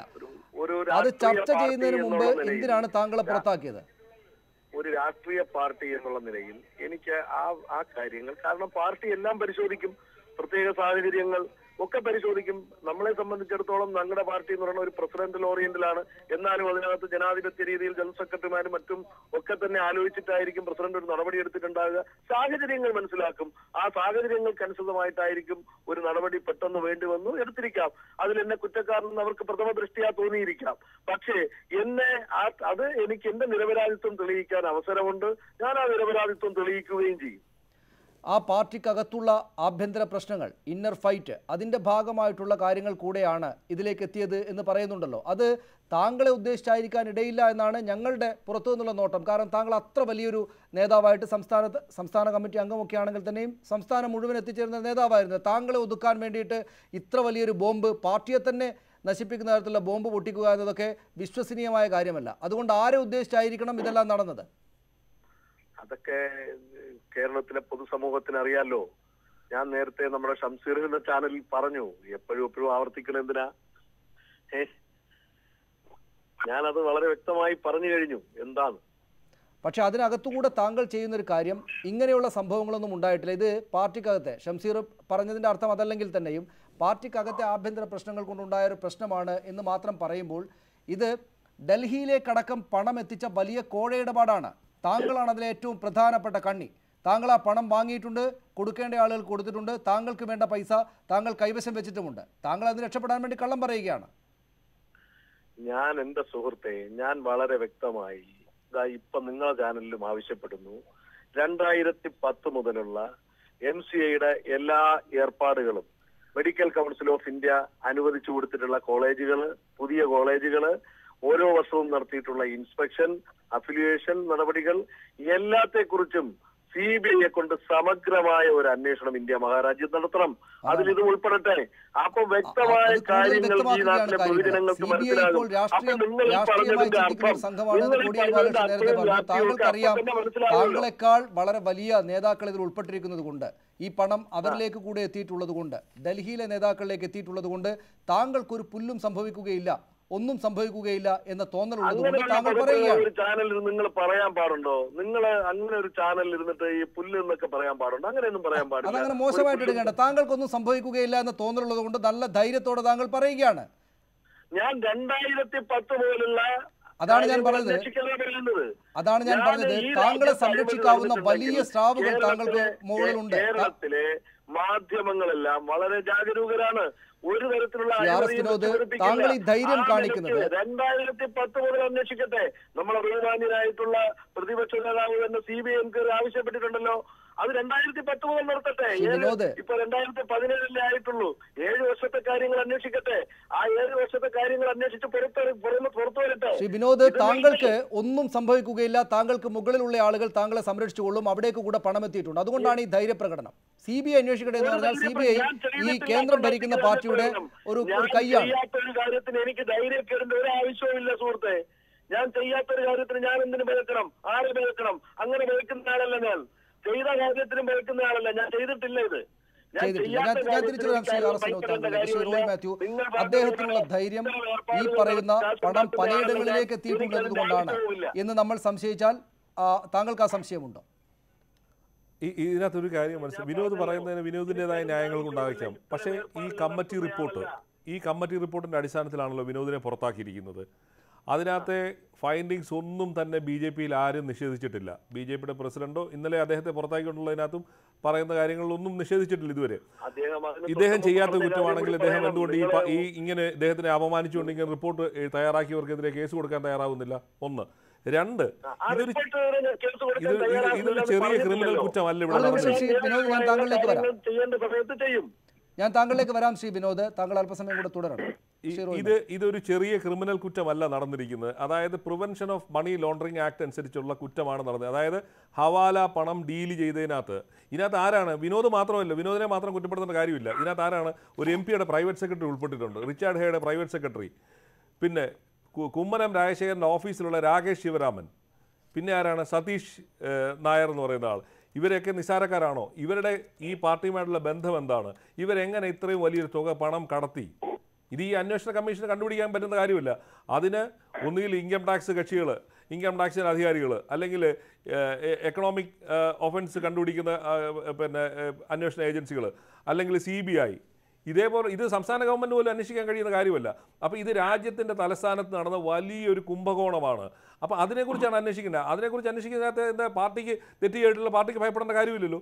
അപ്പോൾ അവിടെ കേവലം വിനോദിനെ പോലുള്ള ചില സോഫ്റ്റ് ടാർഗറ്റുകൾ മാത്രമാണോ ഉൾപ്പെടുന്നത്? അതല്ല. ഇതൊരു വലിയ തോതിൽ ഇത് അഴിമതി നടന്നിട്ടുണ്ട്. അപ്പോൾ അതുകൊണ്ടാണ് ഈ പാർട്ടിക്കുള്ളിൽ പലതും ചീഞ്ഞു നാറുന്നുള്ളത് കൊണ്ട് തന്നെയാണ് സുരേന്ദ്രൻ്റെ മുന്നറിയിപ്പ് അതായിരുന്നു. 3 ദിവസത്തേക്ക് മുമ്പ് സുരേന്ദ്രൻ കേരളത്തിലെ മാധ്യമങ്ങളെ അലർട്ട് ചെയ്തെന്താണ്? കേരളത്തിൽ ഇങ്ങനെ അല്ലെങ്കിൽ അഖിലേന്ത്യാ തലത്തിൽ വലിയൊരു കുംഭകോണം നടക്കുന്നു എന്നുള്ള കാര്യം കേരളത്തിലെ മാധ്യമങ്ങളെ അലർട്ട് ചെയ്തതാണ്. ആ അലർട്ടിന്റെ ഫലമായിട്ടാണ് 2 ദിവസം കഴിഞ്ഞപ്പോൾ റിപ്പോർട്ട് പുറത്തു വന്നത്. അത് പാർട്ടിക്ക് എങ്ങനെ നിഷേധിക്കാൻ പറ്റും? ഞാൻ തിരിച്ചു വരാം. ശ്രീമതി ബിന്ദു കൃഷ്ണ, അവിടെ അപ്പോഴും ആ പാർട്ടിയുടെ നേതാക്കളെ അഭിനന്ദിക്കേണ്ടുന്ന ചില കാര്യങ്ങളുണ്ട്. എന്തുകൊണ്ടെന്നാൽ ശ്രീ K. സുരേന്ദ്രൻ്റെ അങ്ങനെ ഒരു ഫേസ്ബുക്ക് പോസ്റ്റ് ഉണ്ട്, ഇപ്പോഴും ഉണ്ടത്. അത് അദ്ദേഹം ഈ പറയുന്ന ആക്ഷേപങ്ങൾ വന്നതിന് ശേഷം ഒന്നും മാറ്റിയിട്ടില്ല. ആ ഫേസ്ബുക്ക് പോസ്റ്റ് മാറ്റേണ്ടുന്ന സാഹചര്യമുണ്ട്, അല്ലെങ്കിൽ അത് ഇതുദ്ദേശിച്ചിട്ടല്ല ഇട്ടത് എന്നൊന്നും അദ്ദേഹം വിസ്തരിക്കാൻ നിന്നിട്ടില്ല. ആ പാർട്ടിക്കകത്തെ നേതാക്കൾ ഞങ്ങളുടെ ഭാഗത്ത് നിന്ന് ഇങ്ങനെ ഒരു കുഴപ്പമുണ്ടായിട്ടില്ല, ഞങ്ങളുടെ ചില നേതാക്കളുടെ ഭാഗത്ത് നിന്ന് ഇങ്ങനെ കുഴപ്പമുണ്ടായിട്ടില്ല എന്ന് പറയാനും നിന്നിട്ടില്ല. ഇത് മെഡിക്കൽ കോളേജ് അനുമതിയുമായി ബന്ധപ്പെട്ട് വലിയ തോതിലുള്ള കുംഭകോണം നടക്കുന്നുണ്ട് എന്ന ആക്ഷേപം ആദ്യം മുന്നോട്ട് വെച്ചത് അവരാണ്.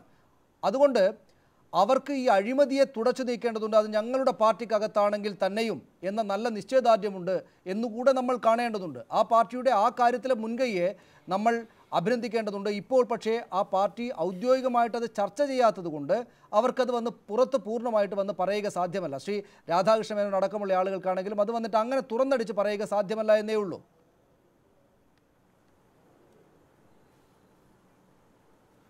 അങ്ങനെ അഴിമതിക്കെതിരായി കുരിശുയുദ്ധം നടത്താനുള്ള നിശ്ചയദാർഢ്യം ഉണ്ടായിരുന്നുവെങ്കിൽ ശ്രീ സുരേന്ദ്രൻ ചെയ്യേണ്ടത് ഒളിയമ്പുകളുള്ള ഒരു ഫേസ്ബുക്ക് പോസ്റ്റിനപ്പുറത്തേക്ക് ഒരു ഉത്തരവാദപ്പെട്ട കേരളത്തിലെ രാഷ്ട്രീയ നേതാവ് എന്ന നിലയിൽ അദ്ദേഹത്തിന് അഭികാമ്യവും അദ്ദേഹത്തിന് പിന്തുടരാൻ പറ്റുന്നതുമായ മറ്റു മാർഗങ്ങളുണ്ടായിരുന്നു. അഴിമതി തുടച്ചു നീക്കണമെന്നായിരുന്നുവെങ്കിൽ അദ്ദേഹത്തിന് ഇത് സൂചിപ്പിക്കുക എന്നതോടുകൂടി തൻ്റെ ഉത്തരവാദിത്തം കഴിഞ്ഞു എന്ന നിലയിൽ ചർച്ചകളിൽ പോലും കാര്യമായി പങ്കെടുക്കാതെ അദ്ദേഹം ഒഴിഞ്ഞു നിൽക്കുക. അതുകൊണ്ട് ആ കുരിശുയുദ്ധത്തെക്കുറിച്ച് പറയത്തില്ല. പിന്നെ നേതാക്കന്മാരും അതിനെ സംരക്ഷിച്ചില്ല എന്ന് പറയുന്നത് ശരിയല്ല. ഇന്നലെ മെനിഞ്ഞാന്ന് ഈ വാർത്ത വന്നതിന് ശേഷം BJP-യുടെ ഒരു നേതാവിനെയും ഫോണിൽ വിളിച്ചിട്ട് കിട്ടിയില്ല എന്ന് മാധ്യമപ്രവർത്തകർ വളരെ കൃത്യമായി കേരളത്തോട് പറയുന്നത് നാം എല്ലാവരും കേട്ടത്. പക്ഷേ ഇന്നലെ രാവിലെ മുതൽ BJP-യുടെ നേതാക്കന്മാരെ മത്സരിച്ച് സംരക്ഷിക്കാൻ ശ്രമിക്കുക.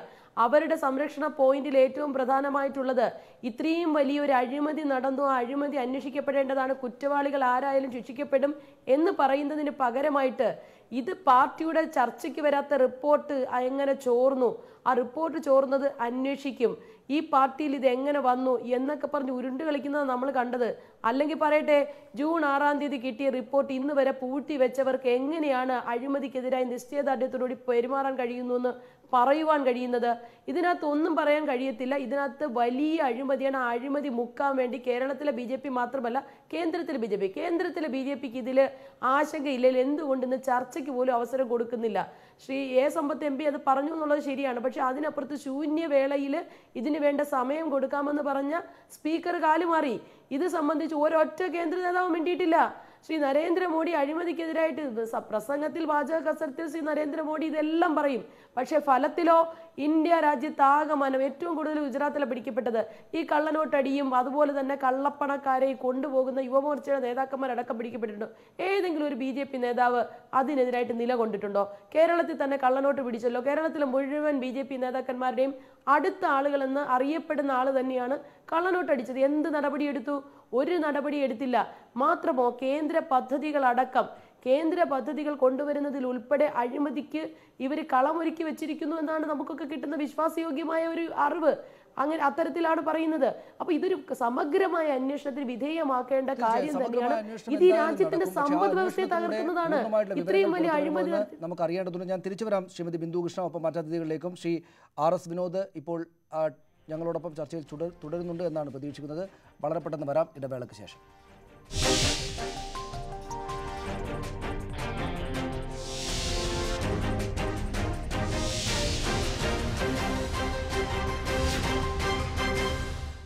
ശ്രീ രാധാകൃഷ്ണ മേനോൻ, ഇത് നിങ്ങൾക്കിനി നിഷേധിക്കുക സാധ്യമല്ല, ഇങ്ങനൊരു സംഭവം ഉണ്ടായിട്ടുണ്ട് എന്ന്. താങ്കളടക്കമുള്ള ആളുകൾ ഇത് ചെയ്യുന്നില്ല എന്നതും വസ്തുതയാണ്. പക്ഷേ ഇത് അങ്ങനെ ഉണ്ടായിട്ടേ ഇല്ല. ഇത് ചില വിഭാഗീയ പ്രശ്നങ്ങളുടെ ഭാഗമായിട്ട് പാർട്ടിക്കകത്ത് ഉയർന്നു വന്ന സംഭവമാണ് എന്ന് പറയാൻ ഇപ്പോൾ ഒരാൾക്ക് മാത്രമേ ആവശ്യമുള്ളൂ. അത് RS വിനോദനാണ്. അദ്ദേഹം അത് പറയുന്നുണ്ട്. പക്ഷേ എല്ലാവർക്കും അറിയാം, പാർട്ടിക്കകത്തെ എല്ലാവർക്കും അറിയാം, പാർട്ടിക്കകത്തെയും പുറത്തെയും അഴിമതി അടക്കമുള്ള പ്രശ്നങ്ങളിൽ അല്ലെങ്കിൽ മറ്റു രാഷ്ട്രീയ വിഷയങ്ങളിൽ അപ്പോൾ വന്ന് രാഷ്ട്രീയ പ്രതികരണങ്ങൾ നടത്തിക്കൊണ്ടിരിക്കുന്ന ഒരാളും സുരേന്ദ്രൻ അടക്കമുള്ള ആളുകൾ വന്ന് ഒരക്ഷരം മിണ്ടുന്നില്ല എന്ന് നമ്മൾ ശ്രദ്ധിക്കേണ്ടതാണ്. അദ്ദേഹം എഴുതി വച്ചിരിക്കുന്ന കാര്യങ്ങൾ അവിടെയുണ്ട്. ഇത് നോക്കൂ, സുരേന്ദ്രൻ അടക്കമുള്ള നേതാക്കൾക്ക് പുറത്തെ അഴിമതി വിഷയങ്ങളിൽ വലിയ ശക്തമായിട്ട് സംസാരിക്കുന്ന ഞങ്ങൾ ഈ വിഷയത്തെപ്പറ്റി ഒന്നും പറയാതിരിക്കുന്നത് ശരിയല്ല എന്ന അതികഠിനമായ തോന്നൽ കൊണ്ടാണ് ഈ ഫേസ്ബുക്ക് പോസ്റ്റ് പോലുള്ള കാര്യങ്ങൾ ഉണ്ടാകുന്നത്. അതുകൊണ്ട് അത്രമേൽ ബുദ്ധിമുട്ട് പിടിച്ച അത്രക്ക് വലിയ അഴിമതി ഇതിനകത്ത് നടക്കുന്നുണ്ട് എന്നത് വസ്തുതയാണ്. പക്ഷേ അത് ഈ പറയുന്ന വിനോദിനെ, RS വിനോദിനെ പുറത്താക്കിയത് കൊണ്ട് തീരുന്നതല്ല. ആ അർത്ഥത്തിൽ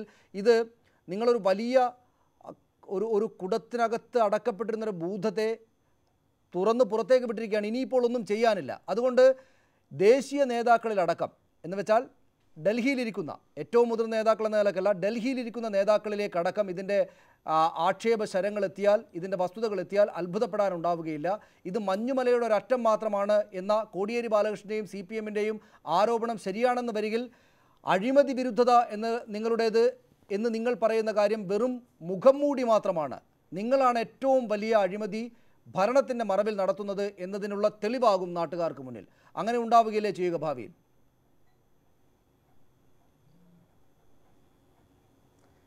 അല്ല, ഇവിടെ ഈ അന്വേഷണം ഇപ്പോൾ പുറത്തു വന്നിട്ടുണ്ട് എന്ന് പറയുന്നത് തന്നെ ഇവരാരും ഇപ്പം പത്രക്കാർ തന്നെ പോയിട്ട് കണ്ടുപിടിച്ച് പുറത്തു കൊണ്ടുവന്നതിനപ്പുറത്ത് ഈ ഒരു ആരോപണമുണ്ടായപ്പോൾ ആത്മാർത്ഥമായി അതിനെക്കുറിച്ച് അന്വേഷിക്കാനും അതിൽ പാർട്ടി പ്രവർത്തകർക്ക് എന്തെങ്കിലും റോളുണ്ടെങ്കിൽ അവരെ പുറത്താക്കാനോ അല്ലെങ്കിൽ അവരുടെ പേരിൽ നടപടി സ്വീകരിക്കാനോ ഒക്കെയുള്ള സമീപനം ഉള്ളതുകൊണ്ടാണല്ലോ അന്വേഷണ കമ്മീഷനെ വെച്ചത്. ഒന്നാമത്.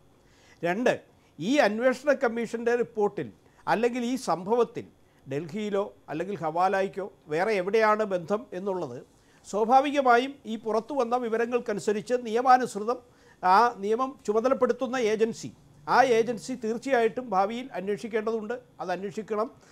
ഇവിടെ വിജിലൻസിൻ്റെ അന്വേഷണം കോടിയേരി താല്പര്യമെടുത്ത് പിണറായി പ്രഖ്യാപിച്ചിട്ടുണ്ട്. തീർച്ചയായിട്ടും അതിനോടും സഹകരിക്കുക, അല്ലാതെ അതിനെ നിഷേധിക്കുകയല്ലല്ലോ ഞങ്ങളാരും ചെയ്തത്.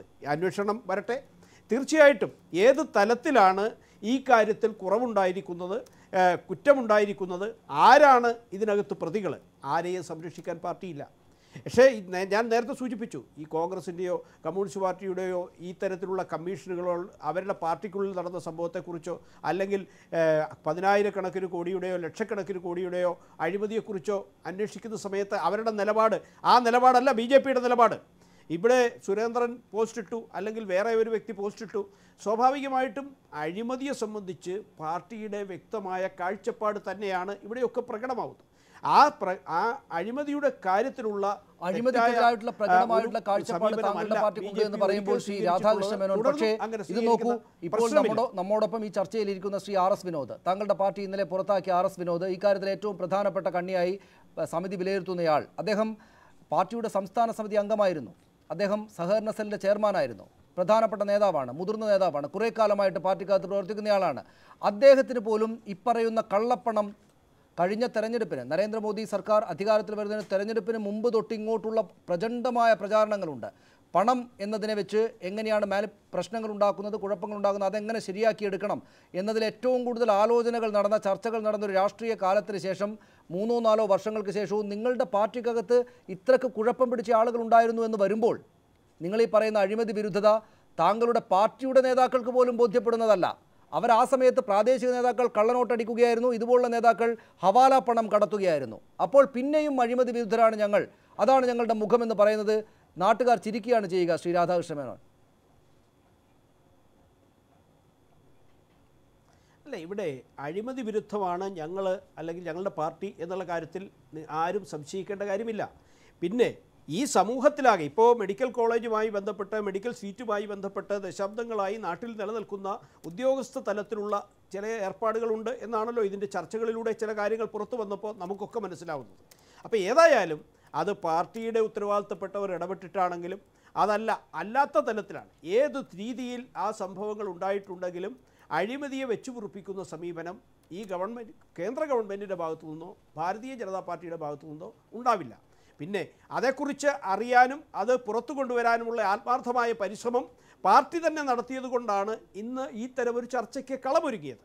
പിന്നെ അതിന് ആ റിപ്പോർട്ട് ഏതാനും ദിവസം മുമ്പ് പുറത്തു കൊണ്ടുവന്നു ചില മാധ്യമങ്ങൾ എന്നതിനപ്പുറത്ത് ഇവിടെ ആരെങ്കിലും ഇടപെട്ടതുകൊണ്ടോ അല്ലെങ്കിൽ മാധ്യമങ്ങൾ മാത്രം ഇടപെട്ടതുകൊണ്ട് ആണ് ഇത് പുറത്തു വന്നത്, അല്ലെങ്കിൽ ഈ നടപടിയൊന്നും വരില്ലായിരുന്നു എന്നുള്ള സങ്കല്പത്തിലുള്ള പ്രചരണം തന്നെ തെറ്റാണ്. അന്വേഷണം നടത്തിയതും അന്വേഷണം നടത്താൻ പോയതും ഒക്കെ ആ സതുദ്ദേശത്തോടെ തന്നെയാണ്. ഈ പാർട്ടിയെ സംബന്ധിച്ച് ഈ ഭാരതീയ ജനതാ പാർട്ടിക്ക് അഴിമതി ആയിട്ട് യാതൊരു കോംപ്രമൈസിൻ്റെയും പ്രശ്നം ഉദിക്കുന്നില്ല. ആ കാര്യത്തിൽ ആരും സംശയിക്കേണ്ട. കാരണം ഇടത് വലതു മുന്നണി, പ്രത്യേകിച്ച് കേരളത്തിൽ ഇരു മുന്നണിക്കും ബദലായി ഈ അഴിമതി വിരുദ്ധ പ്രതിച്ഛായ നിലനിർത്തുവാൻ പാർട്ടി ആത്മാർത്ഥമായി പരിശ്രമിക്കുമ്പോൾ ഇവിടുത്തെ മുന്നണികൾക്കും അവരെ പിന്തുണയ്ക്കുന്നവർക്കും BJPയും അഴിമതിയാണ് എന്ന് വരുത്താനുള്ള ആത്മാർത്ഥമായ താല്പര്യമുണ്ട്. അതാണ് ഞാൻ തിരിച്ചു പറയാൻ അവസരം അതിനായി ഉപയോഗപ്പെടുത്തുന്നു. ഞാനതിന് അവരെ കുറ്റം പറയുന്നില്ല. വലിയൊരു അഴിമതി കാലത്തിന് ഒടുവിലാണ്, അതിനെതിരായിട്ടുള്ള ജനരോഷം മുതലെടുത്താണ്, അല്ലെങ്കിൽ ജനരോഷത്തോടൊപ്പം നിന്നാണ് നരേന്ദ്രമോദി സർക്കാർ അധികാരത്തിലേക്ക് എത്തിയത്. താങ്കൾക്കതറിയാം. അങ്ങനെ വന്ന് കേരളത്തിലടക്കം ഇടത് വലത് മുന്നണികൾ അഴിമതിക്കാരാണ്, അവർക്കെതിരായിട്ട് സംശുദ്ധമായ രാഷ്ട്രീയത്തിൻ്റെ ആളുകളാണ് ഞങ്ങൾ എന്ന് BJP പറഞ്ഞു വന്ന കാലത്ത് താങ്കളെപ്പോലെ ഏറ്റവും മുകളിലല്ലാതെയുള്ളൊരു നേതാവിനെ പുറത്താക്കാൻ വേണ്ടി മാത്രമായിട്ട് ഒരു സമിതി റിപ്പോർട്ട് തട്ടിക്കൂട്ടും. അതിപ്പോൾ KP ശ്രീശനാണെങ്കിലും അദ്ദേഹമാണെങ്കിലും ചേർന്നൊരു സമിതി റിപ്പോർട്ട് തട്ടിക്കൂട്ടി ആ റിപ്പോർട്ട് താങ്കളെ ഒഴിവാക്കാൻ വേണ്ടി മാത്രമായിട്ട്, എന്നിട്ട് ഈ പാർട്ടിക്ക് തന്നെയും ചീത്തപ്പേരുണ്ടാകുന്ന, ദേശീയ തലത്തിൽ പാർലമെൻറ്റിലാണ് ഇത് സംബന്ധിച്ചുള്ള ബഹളങ്ങൾ 2 ദിവസമായി നടക്കുന്നത്, ദേശീയ തലത്തിൽ ചീത്തപ്പേരുണ്ടാക്കുന്ന ഒരു റിപ്പോർട്ട് എന്ന് വെച്ചാൽ എലിയെ കൊല്ലാൻ ഇല്ലം ചുടുക എന്ന മട്ടിൽ താങ്കളെ പുറത്താക്കാൻ വേണ്ടിയിട്ട് ഇങ്ങനെയൊരു കള്ള റിപ്പോർട്ട് ഉണ്ടാക്കുമെന്ന് പറഞ്ഞാൽ വിശ്വസിക്കുക സാധ്യമല്ല. താങ്കൾ ഇത് ചെയ്തിട്ടുണ്ട്, ഈ പണം എവിടെയൊക്കെയോ എത്തിച്ചിട്ടുണ്ട്. അത് പക്ഷേ ആരൊക്കെയാണ് എന്ന കാര്യം വരും ദിവസങ്ങളിൽ അന്വേഷണങ്ങളിൽ വരണം. അങ്ങനെയല്ലേ? ഒരിക്കലുമല്ല. ഇത് നിങ്ങൾ ആ ഒരു കള്ളം 100 പ്രാവശ്യം ആവർത്തിച്ചത് കൊണ്ട് അത് വീണ്ടും സത്യമാകത്തില്ലല്ലോ സുഹൃത്തെ. നിങ്ങൾ ഇത് തന്നെ ആവർത്തിച്ച് പറഞ്ഞുകൊണ്ടിരുന്നാൽ അത് സത്യമാകുമോ? അതെങ്ങനെ ആവുക? സത്യമല്ലേ സത്യമാകൂ? ഞാനല്ല ശ്രീ RS വിനോദ്, അദ്ദേഹം ശ്രീ രാധാകൃഷ്ണ മേനോൻ അടക്കമുള്ള ആളുകൾ ഇത് പറയുന്നു. താങ്കൾ കേട്ടല്ലോ. രാഷ്ട്രീയ എതിരാളികളല്ല, താങ്കളെ പുറത്താക്കിയത് ഞാനല്ല, പാർട്ടിയിൽ നിന്ന് ആ പാർട്ടിയുടെ നേതൃത്വമാണ്. അവരെ കൂടെ വിശ്വസിക്കണ്ടേ നമുക്ക്? അല്ല, പാർട്ടിയെ സംബന്ധിച്ചിടത്തോളം പാർട്ടി എടുത്ത നടപടി അത് നിങ്ങൾക്ക് ഈ കേരള സമൂഹത്തിനറിയാം. പെട്ടെന്ന് ഇത് റിപ്പോർട്ട് പുറത്തു വരികയും ആ റിപ്പോർട്ട് ചർച്ച ചെയ്ത് അതിന്റെ വിവിധ വശങ്ങൾ അതിനകത്ത് എനിക്ക് പറയാനുള്ള ഭാഗം കേൾക്കാൻ ഉള്ള സമയമായിട്ടുള്ള അതിനു വേണ്ടിയിട്ടുള്ള ഒരു അവസരമോ നൽകാനുള്ള അവസരം പോലും കേരളത്തിൽ കിട്ടിയില്ല. മാത്രമല്ല, കാരണം അതിനു മുമ്പ് അവിടെയാണ് എന്റെ ചോദ്യം. താങ്കളെ പോലെ ഏറ്റവും മുകളിലല്ലാതെയുള്ള ഒരു നേതാവിനെ പുറത്താക്കാൻ വേണ്ടി മാത്രമായിട്ട് പാർട്ടിക്ക് ആകപ്പാട് ക്ഷീണമുണ്ടാക്കുന്ന, ദേശീയ തലത്തിലടക്കം ക്ഷീണമുണ്ടാക്കുന്ന റിപ്പോർട്ട് തട്ടിക്കൂട്ടുമെന്ന് പറയുന്നത് താങ്കളുടെ പാർട്ടിയുടെ നേതാക്കൾ അവമാനിക്കുന്നത് തുല്യമാണ്. ഞാൻ ചോദിക്കട്ടെ, നിങ്ങളുടെ ഈ ചോദ്യത്തിന് സുഹൃത്തെ നിങ്ങളടുത്ത് തന്നെ ഉത്തരവുണ്ട്. കാരണം 21-ാം തീയതി ചർച്ച ചെയ്യേണ്ടുന്ന ഒരു റിപ്പോർട്ട് 21ഉം 22ഉം സംസ്ഥാന കോർ കമ്മിറ്റിയും സംസ്ഥാന കമ്മിറ്റിയും ആ 21-ാം തീയതി കോർ കമ്മിറ്റിയിൽ ചർച്ച ചെയ്ത് ആ ചർച്ചയിൽ തീരുമാനമുണ്ടാകേണ്ടുന്ന വിഷയം അതിന് 3 ദിവസം മുമ്പ് മാധ്യമങ്ങളിൽ ചർച്ച ചെയ്ത് കേരള പൊതുസമൂഹത്തെ തെറ്റിദ്ധരിപ്പിച്ച് BJP ഇത കൊടിയ അഴിമതി ചെയ്തിരിക്കുന്നു എന്ന് വരുത്തി തീർക്കുന്ന തരത്തിലേക്ക് ഒരു അന്തരീക്ഷം മാറ്റി കൊണ്ടുപോയി. അതിൽ ശരിക്കും അതുകൊണ്ട് പെട്ടെന്ന് പാർട്ടി അധ്യക്ഷൻ അദ്ദേഹത്തിന്റെ വിവേചന അധികാരം എടുത്ത് അതിനകത്ത് എന്തോ വരട്ടെ എന്നുള്ള നിലയിൽ എടുത്തിട്ടുള്ള ഒരു നടപടിയാവും. തീർച്ചയായിട്ടും എനിക്ക് എന്റെ ഭാഗം ക്ലിയർ ചെയ്യാനും എന്റെ നിരപരാധിത്വം തെളിയിക്കുവാനുമുള്ള അവസരമുണ്ടാവും. ഞാൻ ആ അവസരം പ്രയോജനപ്പെടുത്തും. അത് അവർക്ക് ബോധ്യപ്പെടുകയും ചെയ്യും വരും ദിവസങ്ങളിൽ. അതാണ് ശ്രീ എൻ ഷംസീർ, അദ്ദേഹത്തിന് നല്ല ആത്മവിശ്വാസം ഇപ്പോഴുമുണ്ട്. അദ്ദേഹം അതിന് പറയുന്ന കാരണങ്ങൾ പക്ഷേ കേൾക്കുന്ന ആളുകൾക്ക് ബോധ്യപ്പെടുന്നതല്ല. എനിക്കേതായാലും ബോധ്യപ്പെടുന്നതല്ല. കേൾക്കുന്ന ആളുകളുടെ കാര്യം അവരവർ തീരുമാനിക്കട്ടെ. എന്തായാലും അങ്ങനെയുള്ള ആത്മവിശ്വാസത്തിന് കാരണം അദ്ദേഹം ഇതിൽ വളരെ ചെറിയൊരു കണ്ണി മാത്രമാണ്. അദ്ദേഹത്തിന് മുകളിൽ വളരെ പ്രധാനപ്പെട്ട ആളുകളിലേക്ക് അടക്കം ഈ പണമെത്തിയിട്ടുണ്ട് എന്ന CPM താങ്കളടക്കമുള്ള ആളുകൾ ഉന്നയിക്കുന്ന ആക്ഷേപത്തിന് തെളിവായിട്ട് താങ്കൾ അതിനെ എടുക്കുന്നുണ്ടോ?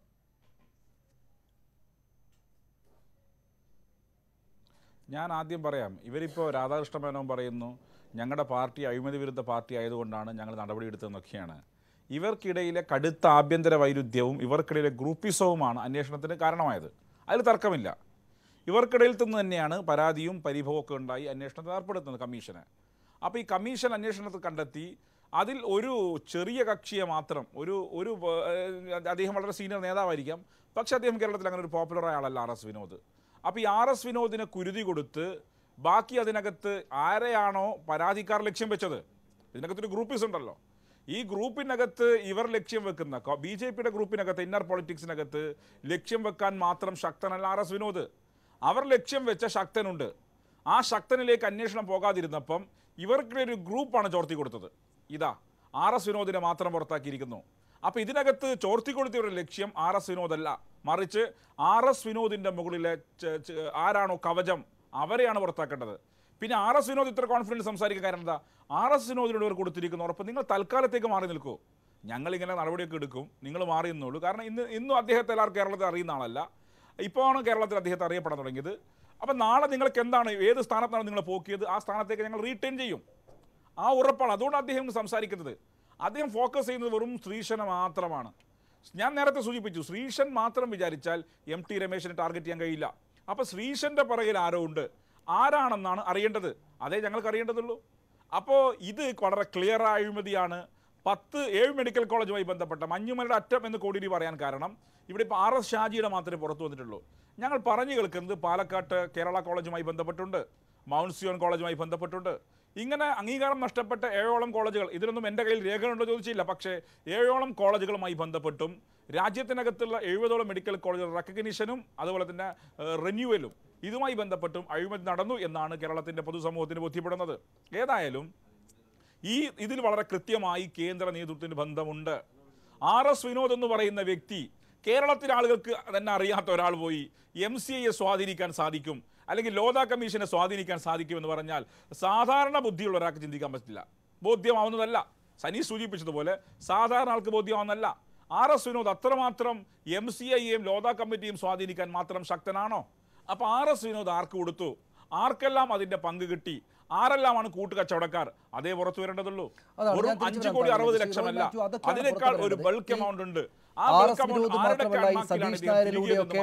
ഈ പറയുന്ന ഡൽഹിയിലെ പ്രധാനപ്പെട്ട അധികാര സ്ഥാനങ്ങളിൽ ഇതുമായി ബന്ധപ്പെട്ട ഈ മെഡിക്കൽ അനുമതിയുമായിട്ടൊക്കെ ബന്ധപ്പെട്ട അധികാര സ്ഥാനങ്ങളിലേക്കൊന്നും എത്തിയില്ലെങ്കിൽ ഈ കാര്യങ്ങൾ നടക്കുക സാധ്യമല്ല. ഇവിടെ ഈ കാര്യം നടന്നിട്ടില്ല എന്നതുകൊണ്ട് ഇത് വേറെ ഏതോ തരത്തിലുള്ള തട്ടിപ്പ് മാത്രമായിരുന്നു എന്ന് കാണേണ്ടതുണ്ടോ? ഈ MT രമേശിൻ്റെ പേരൊക്കെ നമുക്ക് കിട്ടിയ റിപ്പോർട്ടിനകത്താണെങ്കിൽ രമേശിൻ്റെ പേരൊന്നും രമേശിലേക്ക് പണം എത്തിയെന്ന തോതിലൊന്നുമല്ലോ എഴുതി വെച്ചിരിക്കുന്നത്. അത് ഈ പറയുന്ന വിഭാഗീയത പ്രശ്നങ്ങൾ ഇതിനകത്തൊരു പ്രധാനപ്പെട്ട സംഗതിയാണ്. അല്ലാതെ ഈ CPM ഒക്കെ രാഷ്ട്രീയ എതിർപക്ഷത്ത് നിന്ന് ആരോപിക്കുന്നത് പോലെ വലിയ തരത്തിൽ സംസ്ഥാനാന്തര ബന്ധങ്ങളുള്ളൊരു കാര്യമായിട്ടൊക്കെ കാണുന്നത് കുറച്ച് കൂടുതലായി പോകുമോ? അല്ല സനീഷ്, ഇതിനകത്ത് ഒരു കാര്യം, ഈ RS വിനോദ് ഇതിനകത്ത് ജസ്റ്റ് ഒരു കരിയർ എന്ന് ഞാൻ വിശ്വസിക്കുന്നുണ്ട്. കാരണം ഈ പണം കൊണ്ടെത്തിക്കുന്നതിന് വേണ്ടിയുള്ള ഒരു ഇടനിലക്കാരൻ, അതിനപ്പുറത്തേക്ക് RS വിനോദ് റോൾ ഉണ്ടെന്ന് എനിക്ക് തോന്നുന്നില്ല. കാരണം ഈ പാർട്ടിയിലെ താഴെത്തട്ടിലൊരു ചെറിയ നേതാവാണ് അദ്ദേഹം. പക്ഷേ ഇതിനകത്ത് ഒരു വലിയൊരു ഷംസീറിനെ പോലുള്ള നേതാക്കന്മാർ മനസ്സിലാക്കേണ്ട ഒരു കാര്യം, ഇത് കേവലം ഒരു മെഡിക്കൽ കോളേജിൻ്റെ അനുമതിയുടെ പ്രശ്നമല്ല. ഇത് ഇന്ത്യയെ രാജ്യരക്ഷയെ ബാധിക്കുന്ന, സാമ്പത്തിക സ്ഥിതിയെ ബാധിക്കുന്ന വലിയൊരു ക്രിമിനൽ കുറ്റമാണ്. മണി ലോണ്ടറിങ് ആക്ട് അനുസരിച്ച് കേസ് എടുക്കേണ്ടതാണ്. 3 വർഷം വരെ ശിക്ഷ കിട്ടുന്ന കുറ്റമാണിത്. അപ്പം അങ്ങനെ ആ തോതിൽ എന്തിനാണ് മോദി ഗവൺമെൻറ് നവംബർ 8-ാം തീയതി ഡിമോണിറ്റൈസേഷൻ പ്രഖ്യാപിച്ചത്? രാജ്യത്ത് കള്ളപ്പണത്തിൻ്റെ വ്യാപനം തടയുക, അതേപോലെ തന്നെ ഹവാല ഇടപാടുകൾ നിർത്തലാക്കുക, ഇതിനൊക്കെ വേണ്ടി നടത്തിയ പരിപാടിയായിരുന്നു. ആ പരിപാടി അട്ടിമറിച്ചതാരാണ്? BJPയിലെ ഉത്തരവാദിത്തപ്പെട്ട ഒരു സംഘം നേതാക്കന്മാരാണ്. ഒരു MP-യുടെ പ്രൈവറ്റ് സെക്രട്ടറി ഉണ്ട് ഇതിനകത്ത്. കേവലം RS വിനോദ് മാത്രമല്ലല്ലോ, പിന്നെ ഇവരുടെ പാർട്ടിയുടെ സംസ്ഥാന പ്രസിഡന്റിൻ്റെ ഓഫീസിൽ ജോലി ചെയ്യുന്ന രാകേഷ് ശിവരാമൻ ആരാണ്? അപ്പോൾ ഇങ്ങനെ നിസാര കക്ഷികളല്ല, ഇവരാർക്കൊക്കെയോ വേണ്ടി ഈ പണം 17 കോടി രൂപ എത്തിക്കാൻ പറ്റാത്തതുകൊണ്ടാണ് ഈ ഡീല് നടക്കാതെ പോയത്, അല്ലാതെ വേറെ കുറ്റം കൊണ്ടല്ല. ബാക്കി പൈസ എത്തിക്കാൻ ആ റിപ്പോർട്ടിനകത്ത് കൃത്യമായി പറയുന്നുണ്ട്. ബാക്കി പണം കിട്ടാത്തത് കൊണ്ടാണ് സതീഷ് നായർ ഈ ഡീലിനകത്തുനിന്ന് പിന്മാറിയത്. അപ്പോൾ ഈ പണം എവിടേക്കായിരുന്നു പോയത്? ഡൽഹിയിലുള്ള ആർക്കൊക്കെ കിട്ടി? അതുകൊണ്ടാണ് പാർലമെന്റിൽ 2 ദിവസമായിട്ട് സമരം നിൽക്കുന്നത്. എന്തുകൊണ്ടാണ്? വെള്ളാപ്പള്ളി നടേശൻ പറഞ്ഞെന്താണ്? മോദിയെ അപമാനിക്കുന്നതിന് വേണ്ടി കേരളത്തിലെ BJP നേതാക്കൾ കാണിച്ച അഴിമതിയാണെന്നല്ലേ പറഞ്ഞത്. ഈ BJPയുടെ സംസ്ഥാന NDAയുടെ ഭാഗമായ പാർട്ടിയുടെ നേതാവ് കൂടിയാണ് അദ്ദേഹം ചെറിയൊരാളല്ല പറഞ്ഞത്. അത് ഷംസീറിൻ്റെ പാർട്ടിയോ ബിന്ദു കൃഷ്ണയുടെ പാർട്ടിയോ അല്ലത്. ആ വെള്ളാപ്പള്ളി നടേശനെ ഉത്തരവാദിത്തപ്പെട്ട നേതാവാണ് ഈ ആരോപണം ഉന്നയിച്ചത്. അപ്പോൾ ഇതെവിടെയാണ്? BJP ഇതിനെ ചെറുതായി കണ്ടിട്ട് ഒരു വിനോദിനെ പുറത്താക്കിയത് കൊണ്ട് തീരുന്നതല്ല. ഇതൊരു വലിയൊരു ക്രിമിനൽ കുറ്റമാണ്. ഇത് സാധാരണക്കാർക്കെതിരെ എന്തായിരുന്നു ഇവർ പറഞ്ഞുകൊണ്ടിരുന്നത്? രാജ്യദ്രോഹ കുറ്റമെന്ന്. ഇത് രാജ്യദ്രോഹ കുറ്റമല്ലേ? ഇവരെ പാകിസ്ഥാനിലേക്ക് വിടണ്ടേ? അങ്ങനെ നോക്കുമ്പോൾ അപ്പോൾ ഇതിനകത്ത് എന്താണ് ഈ പാർട്ടി നടപ്പാക്കുന്നു എന്നുള്ളതാണ്. ഇത് കേവലം ഒരു റിപ്പോർട്ട് എഴുതി ഒഴിഞ്ഞു മാറുന്നതല്ല. രാധാകൃഷ്ണ മേനോനെ പോലുള്ള ആർജവുള്ള നേതാക്കന്മാർ CBIയെ കൊണ്ടോ ഇൻകം ടാക്സിനെ കൊണ്ടാണ് ഒരു കേസ് എടുപ്പിക്കേണ്ടത്. ഗുരുതരമായ കുറ്റമാണ്. അവസാനിപ്പിക്കേണ്ടതുണ്ട് ശ്രീ റോയ് മാത്യു. ശ്രീമതി ബിന്ദു കൃഷ്ണ ഇക്കാര്യത്തിൽ വലിയ തരത്തിൽ അദ്ദേഹം പറഞ്ഞതുപോലെ ഇത് വെറുമൊരു കോഴ ഇടപാട് മാത്രമല്ല, വലിയ പ്രശ്നങ്ങളടങ്ങിയ കാര്യമാണ്. ഈ സർക്കാരിൻ്റെ ഭാഗത്ത് നിന്ന് പാർലമെൻറ്റിനകത്ത് എന്തായാലും ഇക്കാര്യത്തെക്കുറിച്ച് സംസാരിക്കാൻ പോലും തയ്യാറാകുന്നില്ല. അവരിതിനെ കാര്യമായിട്ട് എടുത്തു തുടങ്ങിയിട്ടില്ല കേന്ദ്ര നേതൃത്വം, കേന്ദ്ര സർക്കാർ എന്നത് വ്യക്തവുമാണ്. പക്ഷേ അങ്ങനെ എല്ലാ കാലത്തേക്കും പോകാനാവുകയില്ലല്ലോ. സർക്കാരിൻ്റെ ഭാഗത്ത് നിന്ന് എന്തെങ്കിലും നടപടികൾ ഉണ്ടാകും എന്ന് പ്രതീക്ഷിക്കേണ്ടതുണ്ടോ?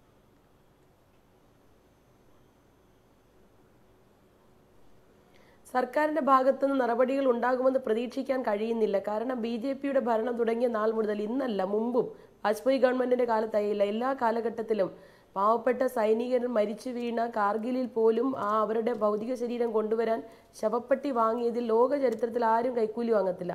അതിപ്പോലും കൈക്കൂലി വാങ്ങിയെന്ന ആരോപണം നേരിട്ടവരാ. ഈ ആരോപണം മറ്റ് രാഷ്ട്രീയക്കാർ കൊണ്ടുവന്നത് അല്ല എന്നതുപോലെ തന്നെ പ്രസക്തമായ മറ്റൊരു കാര്യമെന്ന് പറയുന്നത്, ഇവിടെ BJPയുടെ സംസ്ഥാന പ്രസിഡന്റ് വളരെ അഴിമതി വിരുദ്ധ മനോഭാവം ഉള്ളതുകൊണ്ട് അന്വേഷണ കമ്മീഷനെ വെച്ചു എന്ന് പറയുന്നു. അദ്ദേഹം അന്വേഷണ കമ്മീഷനെ വെക്കാനുള്ള സാഹചര്യം എന്താ? ആരാ പരാതി പറഞ്ഞത്? ഏത് സാഹചര്യത്തിലാ? അല്ലാതെ ഉണ്ടിരുന്ന ഒരാൾക്കെന്തോ ഉൾവിളി തോന്നിയ പ്രകാരമാണോ അദ്ദേഹം അന്വേഷണ കമ്മീഷനെ വെച്ചത്? കേവലം വിഭാഗീയത മാത്രമാണോ? ഞാൻ വിശ്വസിക്കുന്നു മാറ്റിവെക്കാൻ കഴിയാത്ത കൃത്യമായ തെളിവുകൾ കിട്ടി പിടിക്കപ്പെടുന്ന അവസ്ഥ വന്നപ്പോൾ അതൊന്ന് തണുപ്പിക്കാൻ വേണ്ടി കമ്മീഷനെ വെച്ച് ആ പറഞ്ഞ ആളുകളൊക്കെ അങ്ങ് തണുത്ത് ഇതൊക്കെ മാറിപ്പോട്ടെ എന്ന് വിചാരിച്ചിട്ട് റിപ്പോർട്ട് കിട്ടിയിട്ട് പൂഴ്ത്തി വെച്ചിരുന്നതാണ്. ശരിക്കും പറഞ്ഞാൽ BJPയുടെ സംസ്ഥാന അധ്യക്ഷൻ ശ്രീ കുമ്മനം രാജശേഖരന് ആ സ്ഥാനത്ത് തുടരാൻ യാതൊരു അർഹതയുമില്ല. ഈ പാർട്ടിയുടെ അഴിമതി മാത്രമോ? ഈ പാർട്ടി എല്ലാ കാലത്തും നേരിടുന്ന BJP എന്ന രാഷ്ട്രീയ പ്രസ്ഥാനം കേരളത്തിൽ നേരിടുന്ന ആരോപണങ്ങൾ എന്തൊക്കെയാണ്? ആദ്യകാലത്ത് ഇത്രയും ശക്തിയൊന്നും അവർക്ക് കിട്ടാത്ത കാലത്തും കേന്ദ്ര ഭരണത്തിൽ നേതൃത്വം നൽകാൻ കഴിയാത്ത കാലത്തും നമ്മുടെ സംസ്ഥാനത്ത് ഒരു പഞ്ചായത്ത് തെരഞ്ഞെടുപ്പ് നടന്നാൽ പോലും വോട്ട് മറിച്ചു എന്ന ആരോപണം ആ നേതാക്കന്മാർ പരസ്പരം നേരിടുകയും ചിലതിനൊക്കെ തെളിവ് കിട്ടുകയും ചെയ്യാറുണ്ട്. കാസർഗോഡ് അടക്കം തെരഞ്ഞെടുപ്പുകളിൽ പാർട്ടി ഫണ്ട് ദുർവിനിയോഗം ചെയ്തു എന്ന ആരോപിച്ചത് BJPയുടെ ജില്ലാ കമ്മിറ്റിയാണ്. BJPയുടെ സംസ്ഥാന നേതാക്കന്മാർക്കെതിരെ. ശ്രീമതി ബിന്ദു കൃഷ്ണ, സമയക്കുറവുണ്ട്, ഞാൻ ഇടയ്ക്ക് ഇടപെട്ടത്. ശ്രീ ഷംസീർ, താങ്കൾക്ക് എന്തോ പറയേണ്ടെന്ന് തോന്നുന്നു, വളരെ പെട്ടെന്ന്.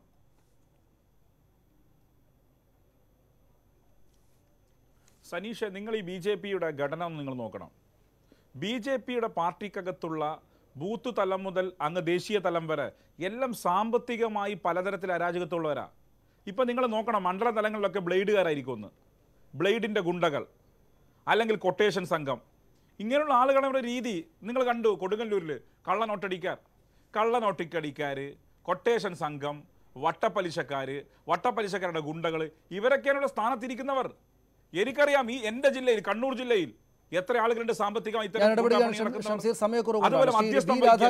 ഇതാണ് ഇതിന്റെ ഒരു പ്രശ്നം, ഇതാണ് ഇതിന്റെ ഒരു ദുരന്തം. അതായത് വലിയ ഇമേജ് ഉണ്ടാക്കി നിൽക്കുന്ന ഈ നരേന്ദ്രമോദി സർക്കാരിന്റെ ഒക്കെ കാലത്ത്, മറ്റ് പ്രശ്നങ്ങളൊക്കെ ഉണ്ടെങ്കിലും വലിയ തോതിൽ എല്ലായിടത്തും കൂടുതൽ കരുത്താർജിച്ചുകൊണ്ടിരിക്കുന്ന ഒരു കാലത്ത് കേരളം ഒരു ചീത്തപ്പേരുണ്ടാക്കി കൊടുത്തിരിക്കുന്നു. പഴയ കാലത്ത് ആളുകൾ ഇപ്പോൾ ഓർക്കാത്ത കഥകളൊക്കെയാണ് ശ്രീമതി ബിന്ദു കൃഷ്ണയും ശ്രീ ഷംസീറും അടക്കമുള്ള ആളുകൾ മുന്നോട്ട് പറയുന്നത്. അത്തരം കഥകൾ, തെരഞ്ഞെടുപ്പിൽ വോട്ട് വിറ്റു എന്നടക്കമുള്ള ആരോപണങ്ങൾ അടക്കമുള്ള കഥകൾ മേൽത്തട്ടിലേക്ക് വരാൻ ഇത് കാരണമായിരിക്കുന്നു. നിങ്ങൾ ഉണ്ടാക്കിയ റിപ്പോർട്ടാണ് ഇതിന് കാരണം. ഇനി ഇതിന് പിന്നോട്ട് പോവുക സാധ്യമല്ല. ഈ റിപ്പോർട്ട് ഉണ്ടാക്കിയത് പോലും പ്രത്യേകിച്ച് താങ്കളെ അവകാശപ്പെടുന്ന പോലെയൊന്നുമല്ല. ഈ പറയുന്ന പണം കൊടുത്തിട്ടും കാര്യം നടക്കാതെ വന്നപ്പോൾ അദ്ദേഹം ദേശീയ തലത്തിൽ പരാതി നൽകിയതിൻ്റെ ഭാഗമായിട്ട് അന്വേഷണം നടത്തിയതാണ്. അതുകൊണ്ട് കടുത്ത കുഴപ്പത്തിലാണ് ചെന്ന് പെട്ടിരിക്കുന്നത്. അതിൽ അതികർക്കശമായ നടപടികൾ എടുക്കുക, ആളുകളെ പുറത്താക്കി കളയുക, അത് എത്ര വലിയ നേതാവാണെങ്കിലും എന്ന നിലക്കുള്ള നടപടി ഉണ്ടായാൽ മാത്രമേ നിങ്ങൾക്ക് മേൽ വിശ്വാസം ഉണ്ടാവുകയുള്ളൂ ജനത്തിന്, നാട്ടുകാർക്ക് ഇനി അങ്ങോട്ട്. അതുകൊണ്ട് അതുണ്ടാകുമോ ആ ഭാഗത്ത് നിന്ന്?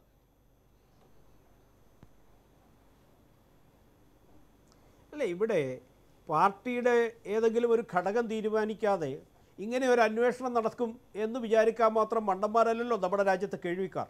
അപ്പം പാർട്ടിയുടെ ഈ കാര്യത്തിലുള്ള ആത്മാർത്ഥമായ സമീപനമാണ് അന്വേഷണത്തിന് തീരുമാനിച്ചത്. ആ കാര്യത്തിൽ ആർക്കും തർക്കം വേണ്ട.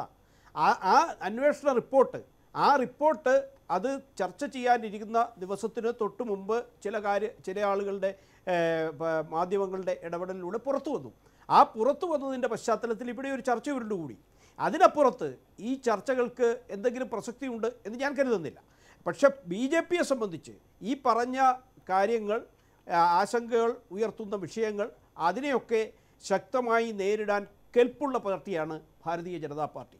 നരേന്ദ്രമോദി സംശുദ്ധ ഭരണത്തിന് നേതൃത്വം കൊടുക്കുമെന്ന് പ്രഖ്യാപിച്ചുകൊണ്ട് അധികാരത്തിൽ വരികയും ആ നിലയിൽ കേന്ദ്രമന്ത്രിസഭയും കേന്ദ്രഭരണവും എല്ലാ അർത്ഥത്തിലും സംശുദ്ധമായി മുന്നോട്ട് പോവുകയും ചെയ്യുന്നു. ഈ സമയത്ത് ചില തലങ്ങളിൽ ദശാബ്ദങ്ങൾക്ക് മുമ്പ് ആരംഭിച്ച് കേരളത്തിലെ BJPക്കകത്ത് കഴിഞ്ഞ കാലങ്ങളിൽ, കഴിഞ്ഞ വാജ്പേയി ഗവൺമെന്റിന്റെ കാലത്തും അതിനുശേഷവും ഒക്കെ നടന്ന വലിയ ഗുരുതരമായ അഴിമതി ആരോപണങ്ങളെ കുറിച്ച് പാർട്ടിയുടെ മുൻ സംസ്ഥാന പ്രസിഡന്റായ K. രാമൻപിള്ള എഴുതിയ ഈ പുസ്തകത്തിൽ, ധർമ്മം ശരണം ഗച്ഛാമി എന്ന് പറയുന്ന പുസ്തകത്തിൽ പാർട്ടിയിൽ നടക്കുന്ന ഗുരുതരമായ അഴിമതി ആരോപണങ്ങളെ കുറിച്ചുള്ള കൃത്യമായ വിവരങ്ങൾ ഇതിനകത്ത് ഉൾപ്പെടുത്തിയിട്ടുണ്ട്. ഈ പാർട്ടിക്കകത്ത് ഇന്നും ഇന്നലെയും അല്ല അഴിമതി ആരോപണങ്ങൾ വരുന്നത്. ശ്രീ രാധാകൃഷ്ണ മേനോൻ, ഞാൻ ഈ ചർച്ച അവസാനിപ്പിക്കുകയാണ്. താങ്കളുടെ പ്രതീക്ഷ ഇക്കാര്യത്തിൽ വളരെ പോസിറ്റീവായിട്ട് നിരക്കിയത് പര്യവസാനിക്കുമെന്ന പ്രതീക്ഷ ഞാൻ മനസ്സിലാക്കുന്നു. വളരെയധികം നന്ദി ഈ ചർച്ചയിൽ പങ്കെടുത്തതിന്. നാളെ സംസ്ഥാന സമിതി യോഗമുണ്ട്. ഇത് നിസ്സാരമായിട്ട് അവസാനിക്കുന്ന സംഗതിയല്ല എന്ന് ഇതിനകം തന്നെ കേരള സമൂഹത്തിന് ബോധ്യപ്പെട്ടിട്ടുണ്ട്. അത് BJPക്കും ബോധ്യപ്പെട്ടിട്ടുണ്ട്. അതുകൊണ്ടാണ് ആ ബോധ്യപ്പെടൽ കൊണ്ട് തന്നെയാണ് ഈ 2 ദിവസമായിട്ടും RS വിനോദിനെ പുറത്താക്കുക എന്നതല്ലാതെ മറ്റു തരം വലിയ പ്രതികരണങ്ങളിലേക്ക് കടക്കാൻ ഈ സംസ്ഥാന നേതൃത്വം തയ്യാറാകാതിരുന്നത്. വളരെ നന്ദി ശ്രീ രാധാകൃഷ്ണ മേനോൻ, ഈ കഠിനമായ സാഹചര്യത്തിലും വന്ന് ഞങ്ങളോട് സംസാരിക്കാൻ തയ്യാറായതിന്, ഞങ്ങൾക്കൊപ്പം ചർച്ചയിൽ പങ്കെടുത്തതിന്, താങ്കളുടെ പാർട്ടിയെ ഡിഫെൻഡ് ചെയ്ത് സംസാരിച്ചതിന്. ഒപ്പം ശ്രീ RS വിനോദ് ഈ പ്രകോപനപരമായ ചോദ്യങ്ങൾക്കിടയിലും സംയമനത്തോടെ ഞങ്ങളോട് മറുപടി നൽകിയതിന് വളരെയധികം നന്ദി. ഒപ്പം ശ്രീ AN ഷംസീർ, ശ്രീമതി ബിന്ദു കൃഷ്ണ, ശ്രീ റോയ് മാത്യു ഈ ചർച്ചയിൽ പങ്കെടുത്തതിന് നന്ദി. പ്രൈം ഡിബേറ്റ് പൂർണ്ണമാവുകയാണ്. നമസ്കാരം.